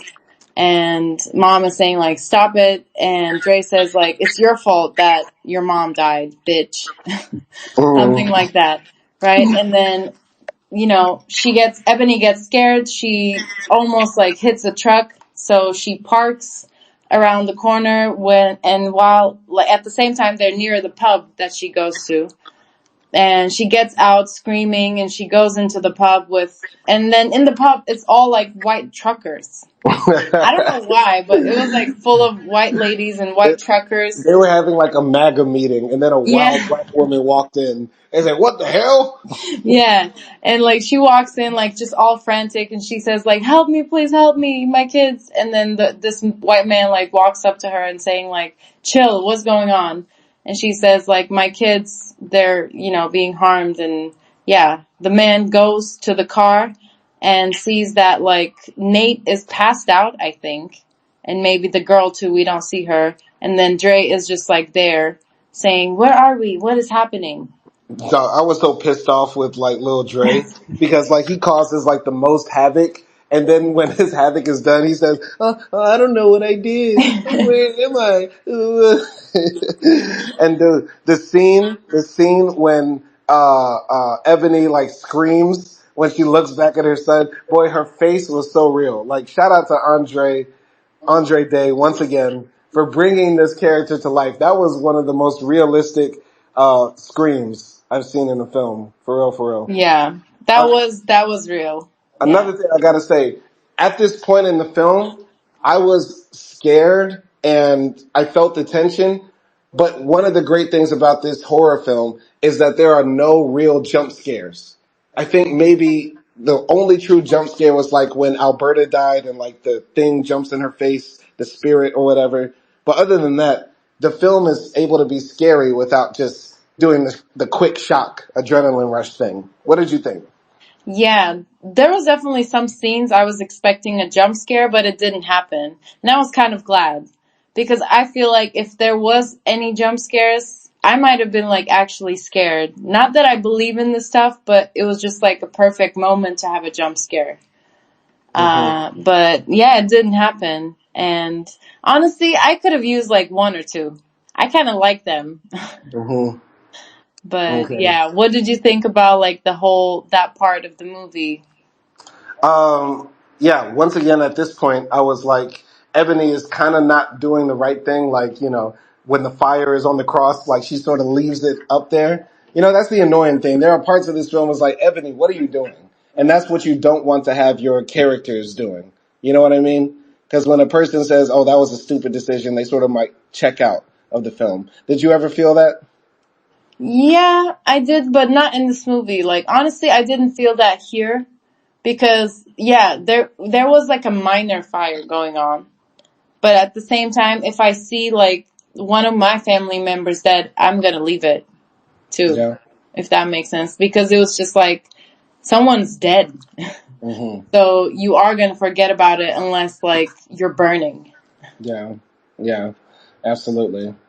But picking up from that, so basically, like the police come, they take the kids away, and Ebony is like lying about whether she drank or not to the psychologist who is testing her out, and basically Ebony comes clean when the psychologist says, "We did your blood test, we found out you've been drinking," and Cynthia comes and tells Ebony, like, they're going to have to take your kids. They're going to put them into church foster care. And Ebony is like, distraught. She is totally upset. Somehow, some way, she's able to get out of the psych clinic and she goes to the she goes to the church of the apostle who has a full congregation of people screaming and hollering for her preaching the word of God. And, basically after the service, the apostle tells Ebony, Satan fell from heaven and Satan brought like a bunch of angels with him, and one of those angels wants your baby and wants to kill all of you in the house. So, being the good Christian woman, she tells Ebony, like, all right, we got a plan. We're going to do a plan. Meanwhile, at the psych clinic, like, Dre is going crazy. He's strapped down to the bed, but he is like convulsing and like foaming from the mouth. And Cynthia is like watching from the other room as this boy is going crazy. Cynthia walks into the room and, Dre starts telling her like, I bet you miss your son, bitch. And Cynthia's like, how did you know I had a son? And he says like, unchain me and I'll tell you. And Cynthia's like, that's not how it works. So then Dre just like bursts out of the bed and starts climbing up the wall backwards. And Cynthia's just like, oh shit. Any comments about that scene or any of those scenes? I have to say, I thought the weakest lines belonged to the pastor lady. Mm-hmm. Because like the way that she was explaining, I thought that was really cliche because she was saying like, the devil preys on the weak. That's why Yeah. like it came to you because Ebony asked like, why did it choose us? And I just Mm-hmm. wish there was a more in-depth explanation of the curse of the house because it's, the preacher knew about this house and the family that lived there. So I thought there was like something more logical rather than just saying, oh, it's just like one of the demons, Mm-hmm. It's just one of the demons that roam the earth. Mm-hmm. So Mm-hmm. for me, that was sort of like just in the air, not that like convincing, Mm-hmm. that conversation that they had. But meanwhile, what was happening with Dre, I thought that was like interesting. You know, it was somewhat funny because we see like Monique being sassy to the devil possessed Hmm. baby. And yeah, like, yes, I know like the devil jumping down and then crawling in the ground and then going back up to the wall. I know that is very like classic move, sort of like of the Exorcist movies, but I thought Hmm. like the effects were good. Hmm. So I didn't like cringe. I was more like, oh, what the hell is she gonna do now? Yeah. Yeah. I thought it was just cool once again to, have this exorcism story told from like a black lens, right? Because like, I haven't seen this done before. Maybe in Death by Temptation, maybe, but that was more of like a succubus, you know? Yeah. Like, we don't have a lot of black horror movies with these, with these different sorts of tropes and themes. And so that was just cool. Later on though, Cynthia is trying to talk to the doctor about what happened with Dre, and he doesn't believe it, even though Cynthia says, I saw this boy do a backflip off the fucking wall. And, it's crazy because in the true story that happened, that actually did happen in a room full of other people, right? Like, apparently, because Acti and I watched this after we watched the film, there was a woman's, I believe, daughter who was possessed by a demon, and they said that, a psychologist, a nurse, a doctor were all in the room, and the nurse and the little girl who was possessed by the devil sort of like climbed up on the wall and did a backflip over the mother, and everybody ran out of the room screaming because they had never seen something like that. But Yeah. yeah, I thought that scene would have been interesting had other people seen that thing too. But yeah. Anyway, basically Ebony gets some scrubs out of nowhere and a name tag and just like sort of walks into the hospital and is like, hey, sister girling everybody. Like, hey. And they just like say, let her in. And she is able to get into her son Dre's room and sneak him out. Meanwhile, the doctor tries to come in and he finds that, Dre is gone. Any comments on that? I was just surprised that that kidnapping operation was just too smooth. Yeah. Like, who does that and like doesn't get questions? Yeah. Like she didn't have to do a tag or anything, like the code, anything like that. Like how did nobody recognize, the light skinned black woman who's always in here drunk as hell for beating on her kids? Like Yeah, I'm pretty sure this was the same hospital like she's been checked into like 3 or 4 times. yeah, and I figured out where she got the clothes, by the way, because Alberta was working in the hospital. Because in the very Ah. first scene, when they are having that discussion on the table, she's wearing the same things. The pink, like, the uniform. And then she gets up from the dinner table and says, I'm gonna go to work. Ah, okay, now it all makes sense. Got it, got it. Okay, okay. All right, but either way, still crazy. So, like, she kept her dead mom's uniform and then just decided to wear it, I Yeah, guess. that was crazy. But basically, the the apostle is the getaway driver, and Andre puts no, not Andre. Ebony puts her son in the back seat and they like skirt off from the hospital, right? And basically they make it back to the house where Ebony was living and they strap down her son in the chair and the apostle tells Ebony like, listen, the demon might take many forms and the demon might say some things that are just trying to get you riled up or confused or angry or doubtful or scared, but don't listen to the demon and just continue to praise God. And so Apostle tells, Ebony step back and she starts spraying her son with like holy water and he starts like burning. He's like, ah! And, basically after she sprays her son with holy water for a few times, her son turns into a demon version of Alberta, right? Oh, Alberta with God. like sharp teeth and the bald head and like kind of fatter. And then she says her amazing lines to the apostle, which is, I can smell your nappy pussy from here. oh God, that was fire. That was absolutely fire. And by the way, the apostle is wearing like a pajama jumpsuit, looking like she's about to like sit in front of the mirror for a few hours and put curlers in her head. I have to say, like, I saw this scene. I was watching the scene, and when like the demon was on the floor as Alberta, I Hmm. saw what she was wearing, and they made her wear like a tight, blue dress, Wow. like a mini blue dress from Hmm. like hospital gown to that, I guess. And Wow. she was also wearing hoop earrings. Like, what the hell is going on with the fashion in this movie? I don't It's know. so bad, it's good. It's so bad, it's good. It's very detailed. It's very ghetto fabulous. It's very like, we shop at Goodwill, but we make it look good. You know what I Yeah, mean? and what is the pastor wearing too? Yeah. No, nothing nobody wears here makes sense. Like every 3 or 4 scenes, like Ebony looks like Rihanna. Like it makes no sense. And yeah, also Alberta says like some kind of racist shit to her daughter. She says, "I should have flushed your mongrel ass down the toilet when you were a blood clot." Like that must have like really stung. You get what I'm saying? So like I Yeah, don't know. I don't know if that was the demon saying something that he knew Alberta and also the apostle were sensitive about. Like the apostle really does have a funky nappy pussy, and Ebony really does feel like her mother, should have aborted her because she hates being half black, half white. I don't know, but yeah. Basically, like the demon goes crazy in the house and escapes the chains, and basically ends up killing the apostle.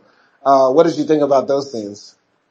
I thought that's like the devil talking to the humans in the scene was more believable than regular old exorcist movies because, like you said, the devil was hella rude, and the devil was actually talking about like things people would be really offended about, like their pussy, like them being a house-bred whore, right? All those things. Like, if the devil told me, like, you are a bad person, like, I wouldn't give a shit.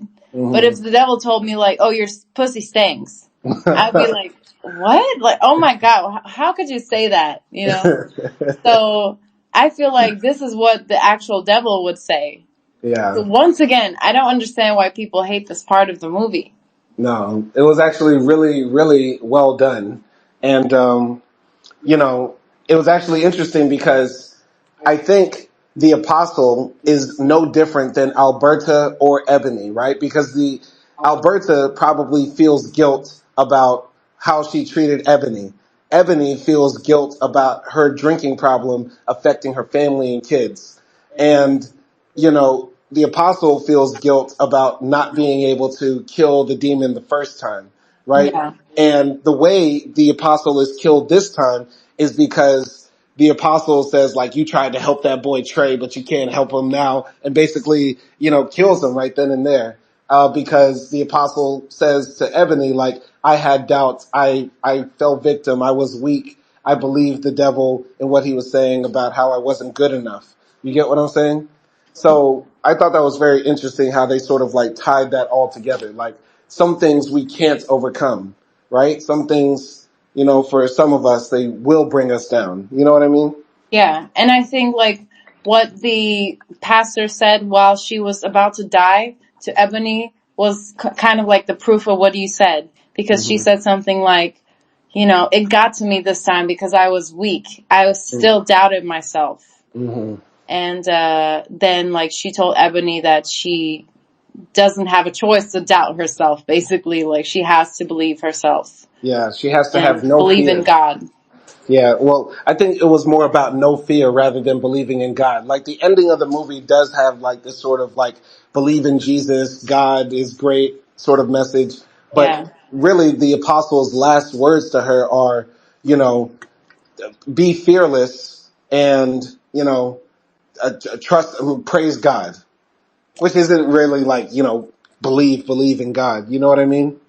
Yeah, I guess it was more like not having fear through like God. Yeah. Like God will, if you believe in God, you won't have fear.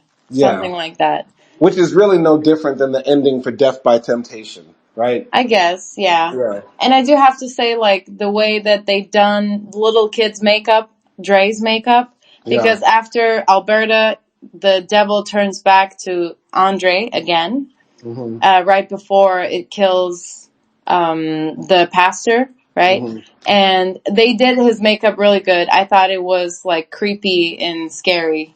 Like, not Yeah. scary, scary, I can't look at it, but he looked like a midget prisoner. That's funny. That's funny. But yeah, basically, Andre turns back from Alberta and he's like, "Mommy, what's happening?" And Alberta sort of like falls for it a little bit, but Andre like goes beast mode, and I think ends up like fighting his mother in the basement, right? Because no, not Andre. Ebony's like, I have no fear. She takes like the baseball bat and like goes down into the basement, finds her son, and then, her son, as he is kicking her ass, actually turns into like an evil version of Ebony, right? And the evil version of Ebony just starts slamming her head into the pavement and stuff like that. And then Ebony by herself starts contorting and twisting in weird ways and stuff like that and slams her own head into the pavement, and starts like killing her own self. And then there's the scene where she's sort of like levitating and then she gets slammed really hard down. And she, uh, is like choking and stuff like that because the demon, Ebony, is like putting her foot on her neck and Ebony dies. And there's like this scene where she's like having flashbacks of her hugging her kids. And then she, goes to the other side and she hears the voice of her mother. And Alberta says like, I think you want to talk to me, but you should talk to God instead. And then Ebony comes back to life and faces the evil her and says, I rebuke you in the name of Jesus. And the demon starts pleading, like, please, please, no, wait, we can talk this out. We can figure this out. And Ebony, keeps on saying, I rebuke you in the name of Jesus. And then she gets pulled forward and starts like speaking in tongues. And like the wind outside bursts the windows in the basement and the demon, basically falls through a hole in the basement and goes back to hell. Yeah, What wow. did you, what did you think of the ending? Yeah, and also I just want to add, like, while this is happening, we also see the other kids, right? Nate Yeah. and, what was her name? The other girl. Dante. Shantae. They are in the Child Protective Services, like, in a dormitory. Hmm. And, yeah, we see Nate, like, going to this prayer room and he is, like, ripping her clothes, harming himself, scratching himself and bleeding. And also the girl Shantae, she is bleeding like from her eyes and her mouth, but she's also levitating Hmm.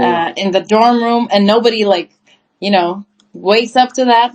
But okay, and yeah, they basically are torturing themselves. They are dying or something like that. And Hmm. when actually at the end, Ebony defeats the devil, they sort of like go back to their normal selves, but they do stand in like the cross position. Both of Yeah. them are like standing like Jesus Christ when, he died.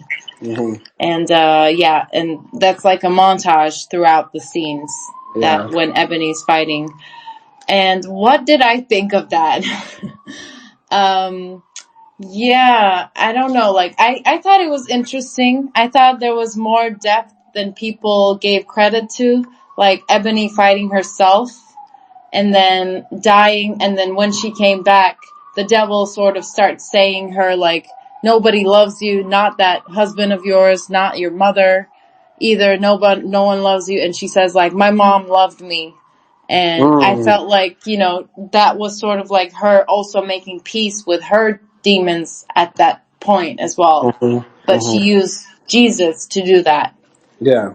Um, I'm not like the biggest fan of like the sort of religion, playing a role in the saving of humans, but I didn't mind it in this movie that well because it wasn't like that much, I guess. I like the scene when she was speaking in tongues because I've never seen that in an Exorcist movie. I always saw it, like, I always heard people talk English. And that was the first time, like, I actually saw in a movie that someone was talking in tongues. Not that I seen it in real life. Yeah. And I like the symbolism with, like, Jesus Christ with the kids and things like that. So, I mean, I enjoyed it. It wasn't, I wouldn't say it's like the best horror movie ending, but it was okay. I think the ending would have been better rather than Ebony fighting herself, which is to say, like, she's conquering her own demons. It would have been better if she was fighting the man that she saw in her dreams. Now, I don't remember if we spoke about this in the review, but essentially, when Ebony was young, her mother was a hoe and maybe also on drugs as well. And when Ebony was a little girl, a man that her mother was dating or knew basically raped her. And it's not exactly clear if maybe the guy was somebody that Alberta was dating, and then the guy asked, "Can I sleep with your daughter?" and Alberta said yes, or whether Alberta was like sleeping and then her boyfriend just jumped on her daughter. Nobody knows. It's not exactly clear. But the way Ebony tells the story, she says, you know, her mother let that man do that to her, right?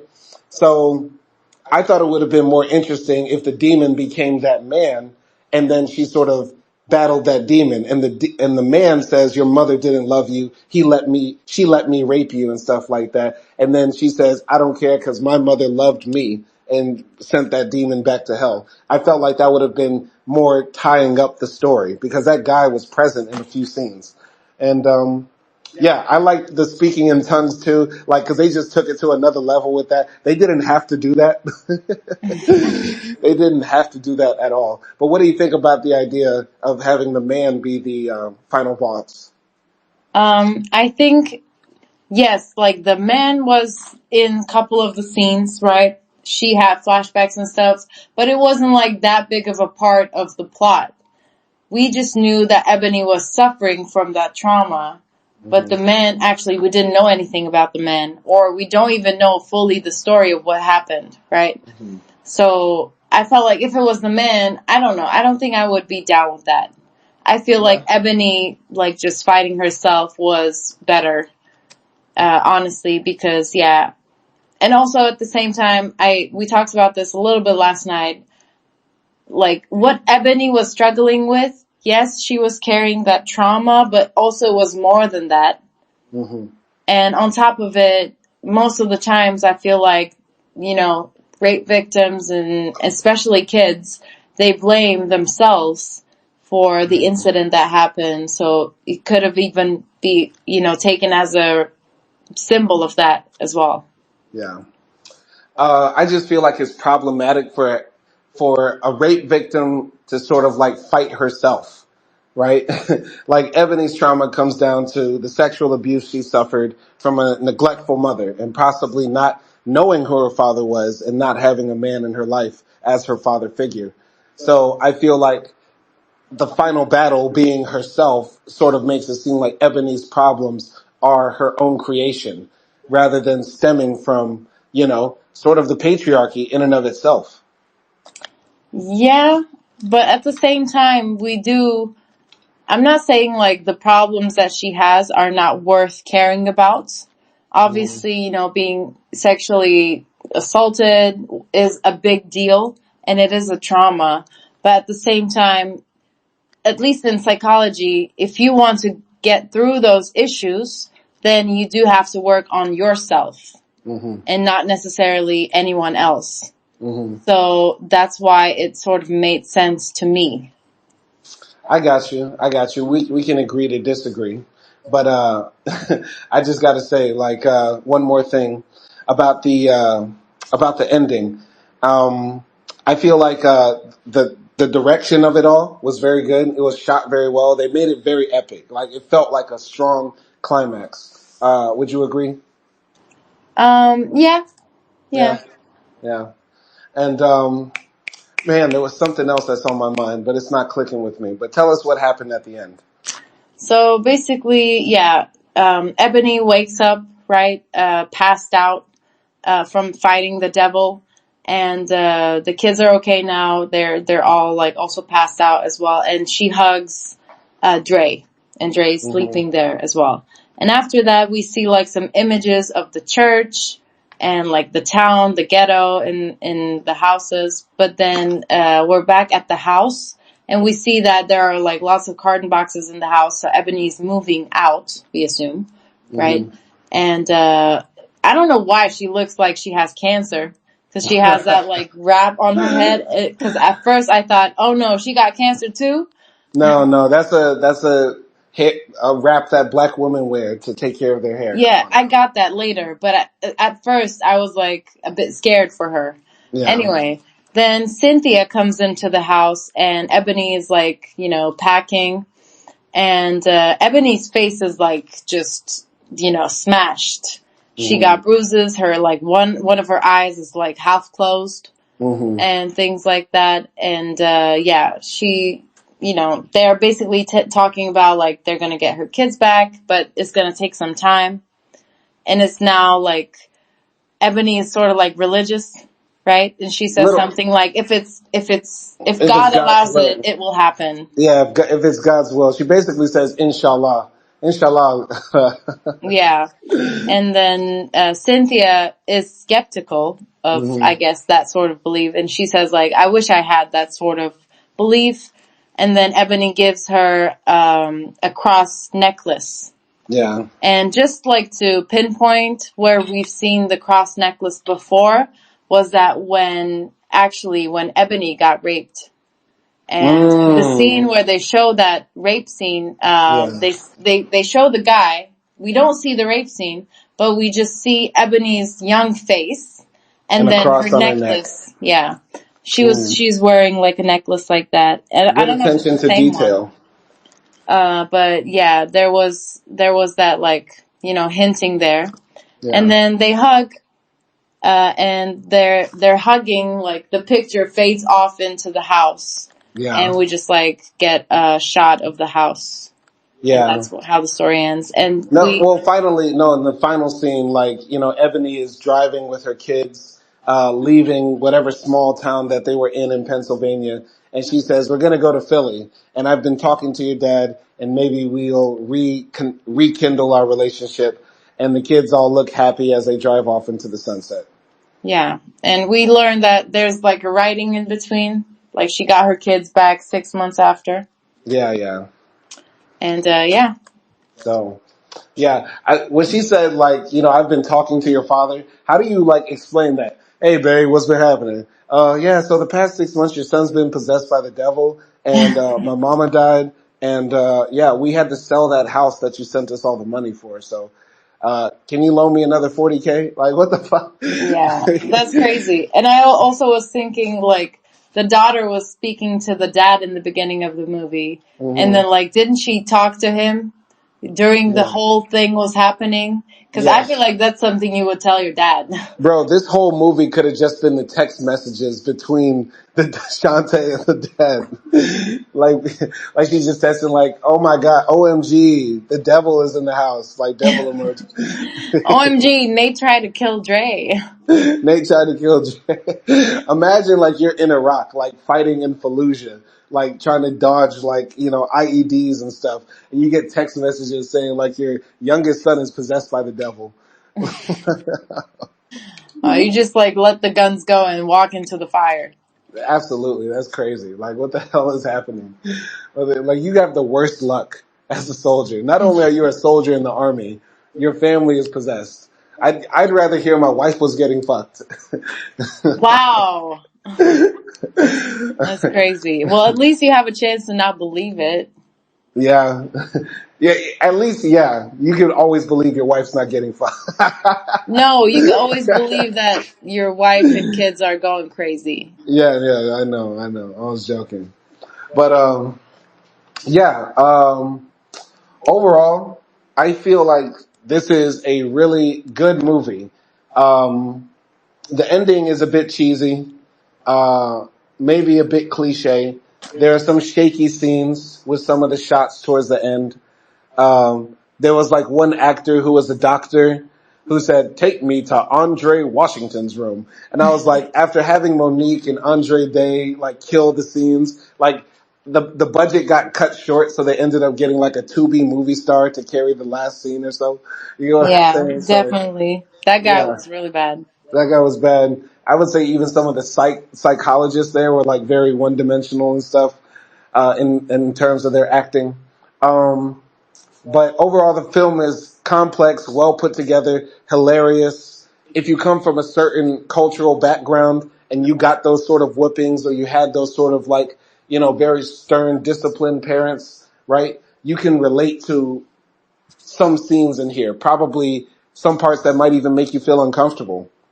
My only big problem with this film is I feel like the character of Shantae, the daughter, was needless. Like, without her in the film, you still have the movie. And the film is actually more interesting when you think about the relationship between Nate and Dre. And Shantae is sort of like left and forgotten, right? Which is a shame because at its core, this is a feminist movie, right? It's about religion from a woman's perspective and dealing with forces outside of your control that only God can sort of save you from, right? And how do you do that as a woman when God in and of itself is sort of always condemned women? So yeah, it's interesting, but just a bit too much at certain points, I would say. Okay. Yeah, I enjoyed the movie as well overall. Like I watched it laughing and then also like tense at certain scenes, right? I do Mm-hmm. agree with you on that. Like, yeah, the last part can be a bit cliche, but I Mm-hmm. thought just like the characters that they had and the certain details that they showed, I Mm-hmm. thought those made it like worth watching the ending as well. Yeah. Yeah. I just thought like the lady pastor, the evangelist, Mm-hmm. right? I just thought they spent the less time on her Mm-hmm. because I thought like her lines were sort of flat and the most cliche, and also like her fashion too. Yeah. Yeah, I felt like there should have been more depth into like her lines and not like her character maybe, but Yeah. yeah, just like more depth with her role. Yeah. And Actually, yeah. I remember what I wanted to say earlier about the ending, right? I had something on the tip of my tongue and I forgot. Do you think the film would have been better, or do you think it's even possible that what really happened is like Ebony didn't fight a demon. She just maybe had a psychological breakdown that ended up making her come to some sort of self-realization. Do you think that, that could have been another way the movie could have gone with it? Sort of like how in Fight Club, right, Tyler Durden didn't actually exist. You know what I mean? Mm. So like but plus all the problems children were having was her imagination. Yes. Like, Mm. the film could have been like the film is so close to being groundbreaking in the exorcism genre, right? Because all other exorcism films make the belief in demons and possessions real. But Hmm. a lot of people think, people that are possessed by the devil really just have psychological problems, right? I think the film would have been more interesting had we thought, yeah, the son is possessed and all that sort of stuff, but literally in the last scene, there could have been like flashbacks to that was Ebony really trying to drown Dre. That was, Ebony who killed a cat and left it down there. That was, Ebony who broke into the room and was banging the walls and she thought she heard banging. You get what I'm saying? So, I think it could be taken there. I hmm think it's possible. I don't think that's what the movie is, hmm but I think like if that sort of action is taken by the director, I think it would be also like an interesting movie because it yeah, would explore more of like what Andre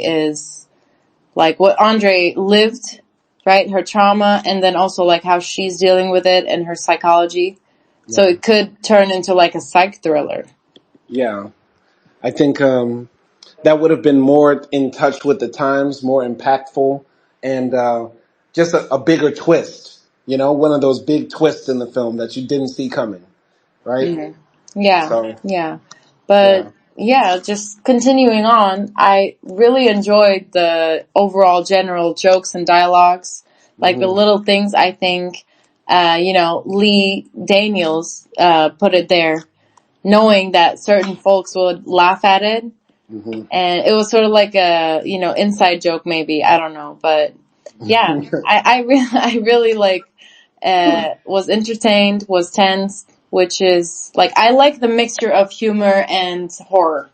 Yeah. I know, like, because some of the reviews I read, some people don't like that because they think it takes the seriousness out of the horror movie, but I Hmm. didn't mind it. I loved it actually. Yeah. Yeah. So yeah, I'm gonna give my final score, Go which ahead. would be okay. So last night when we talked about it, I gave it a 9, but I'm Hmm. actually gonna give it an 8 right now I'm because gonna keep it at. I did find like just a tad bit more faults with it, but it's still a good score. I'm gonna keep it a 9. I can definitely see this film becoming a cult classic just for the quotables alone. Like our grandparents had, "Here's looking at you, kid," or "I'll have what she's having." We have, "I can smell your nappy pussy." I'm Like, fucked up. I'm gonna pass out. right. Like this is now in the pantheon of quotes. Like "Hasta la vista, baby." Like I can smell your nappy pussy is like one of them gems. It's like it's like A minor. Like 2024. When we think about 2024 in quotes, we have A minor. I smell your nappy pussy, and I don't know what else. Wow. Something crazy Trump said, but. Yeah, this is one of those ones. Like, I would not mind watching it again. I was watching it while we were doing the review, and I was still enjoying it, right? Because there's like attention to detail, just very small little things that make this come so alive for me. So Mm. love it. I love it. Yeah. No, I liked it too. And I really don't get like all the hate that this movie is getting. I think also like in people's head, because this is a Netflix movie, they sort of like just judge it right off the bat saying it's going to be cheesy. Hmm. But I thought it was what's like actually it was about, which is an exorcist movie. I thought it added very interesting elements. So I Yeah. didn't think it was cliche at all. I think it's because it's a Netflix movie. Like, so there's a certain style to the way it's shot. But I feel like for a Netflix film, it sort of pushes the boundaries with this dialogue, the racist jokes, homophobic jokes. You know what I mean? Hmm. Like, I feel like this is as edgy as Netflix can get. I don't know. I feel like you watch more Netflix than me, but don't you feel like this film is edgier than other things you would see on the platform? Yeah, I've never heard the quote, I wish I, pooped you out when you were a blood clot. Yeah. Like, I never heard that before on Netflix. I've never heard a racist Asian joke not said by an Asian person. Like she literally told that man, fry that cat up in soy sauce and eat it. Like what? that like this film pushes the edges of what Netflix is allowed to put up there. I think if Lee Daniels was like a director in France, he would have had a scene of like Dre like eating the shit. Ew. Yeah. So, um, but I think last thing I'll say, because I know you're probably tired, is that I think there is a sort of hate towards black art that's not political, right? Like, there's a reason Spike Lee gets a lot of love because Spike Lee makes Do the Right Thing overtly political. She's Gotta Have It, overtly political. Malcolm X, super political, right? And it's sort of the same reason why we appreciate Kendrick Lamar's music, right? Because he's talking about social issues. Meanwhile, we hate on Drake because Drake just talks about girls and partying and being young forever, right? And black art should be able to be all those things. It should be Kendrick Lamar, but it should also be Drake. But Tyler Perry and Lee Daniels don't exist in the same world as a Spike Lee. So when they make Mm. stuff, we view it as Drake, right? Here today, gone tomorrow, forgotten about, low quality, but it feeds a certain appetite. When I think it should be considered just as important or impactful. And this has been a tradition for black art for a long time. Like, black people make movies that are supposed to be just pure fun and entertainment, and white people hate on them. You know what I mean? Yeah. And also other black people hate on them too.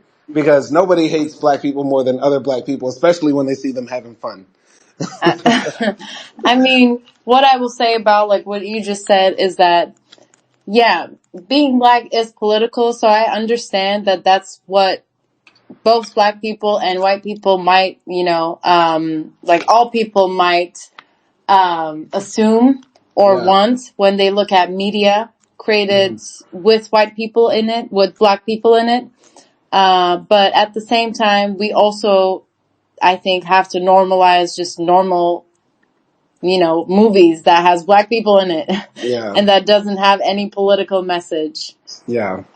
So I think that should be normalized as well. And Yeah. I wouldn't say in this movie there was some like social commentary, maybe not political, Yeah. but there was some social commentary. So it wasn't just like, uh, you know, just a story that had black people in it. Hmm. And it could have be done without the social commentary. I think it could, but I don't think it would be the same without like Glenn Close. Because Yeah. she did a good job, and there was like just some fun dynamic and dialogue between the daughter and the mom. Yeah. And yeah, it's like having the white mom in there did open up some interesting parts. I just felt like it was unnecessary for me. And this film, I feel like would have been more moving had it stayed away from that and just focused on old hoe mom, alcoholic daughter, dysfunctional family, crazy sitcom. Wow. I mean, yeah, I'm just gonna say that, I think Yeah, there was still commentary in it, and I liked that commentary, I to be got you. honest. I But got you. yeah, But it could yeah, have been without it as well. black art shouldn't always be political to be great. Let it just be great. Like, James Brown was great before he made I'm Black and I'm Proud. You know, Yeah. Stevie Wonder was great before he made Happy Birthday or Black Man, Yellow Man, White Man, right? Like, Yeah, of course. Ray Michael Charles, Jackson. yeah, Michael Jackson was great before he made, all the songs he made about unifying the world, We Are the Children, blah, blah, blah. Michael Jackson's different though, because his music was like, every song had a message. That's different. That's a bit different. Yeah, but different messages. Different messages, but they were all about like bringing people together. Let's not see color, blah blah blah. Really, Dirty Diana was about bringing people together. I mean, Dirty Diana is saying you got to watch these thoughts. He taught a whole generation. She called up my wife and said he's sleeping with me. Like, that's how we know we don't get a secretary the phone number. Wow. I call you. I'm sorry, I'm tripping right now. But we sort of went off the edge. This has been a very long review, but it was worth it for this movie. So I appreciate anybody who's listening the full way. Shout out to Avery Adams for requesting this film. And, yeah, my final score 9.5, honestly. Yeah, I'm standing on business. Okay, okay. This and Divorce in Black might be top films of the year. Okay, I do not agree with Simon on Dwarfs in the Black. My holy trinity, since we're talking about Jesus, my holy trinity is Book of Clarence, Deliverance, Divorce in the Black. Amen. Wow. I mean, if we're talking about religious movies, like Christian movies, Book of Clarence comes first for me. Yeah, Yeah. and then this. I don't even want to count Divorce in Black. It's not in my top 500. Wow. So I'm just going to skip that. But we're getting close to 100 episodes, so one last question for you. Yeah. What would be your holy trinity right now? Like 3 best movies we've seen Oh, in that's in so our hard. run. I don't know if I can answer that right now. You put me on the spot, You and we can't. reviewed like 100 movies. Yeah, we're getting close. We're getting close. This is number 77. Okay, I okay. I feel like Casablanca will be in there for you or no? Yeah, I was gonna say that. Okay. Casablanca, from all of the ones we did so From the far, ones we did. Yeah, the ones we've done. I would say Casablanca, Mm-hmm. Mamiwata. No, really? Yeah. Really? Okay, your review. Okay, I'm And shocked. maybe Irreversible. but it's debatable. I have to like look at the list again. This is just the Yeah. three comes to my mind. Okay, okay. Yeah, if I remember right, we both sort of didn't like Mommy Watson, so I'm shocked by that. We didn't. We did. No, I didn't like it. I definitely remember, like, I was just, like, not brought into the story. Okay. Yeah. Okay, all right. Well, either way, we'll have more time to talk about that, but Yeah. I appreciate doing this review. Did you enjoy this? Yeah, I did. Yeah, I enjoyed the movie and the review, and yeah. yeah. Well, thank you everybody for listening. If you are listening, like in visible mode, or if you're going to watch this in the playback now or years from now. And shout out Lee Daniels, shout out Monique, shout out Andre Day, everybody else who put this together. And my name's Simon Hill. If you have any films that you want us to review, put it in the comments. Be easy out there. Peace.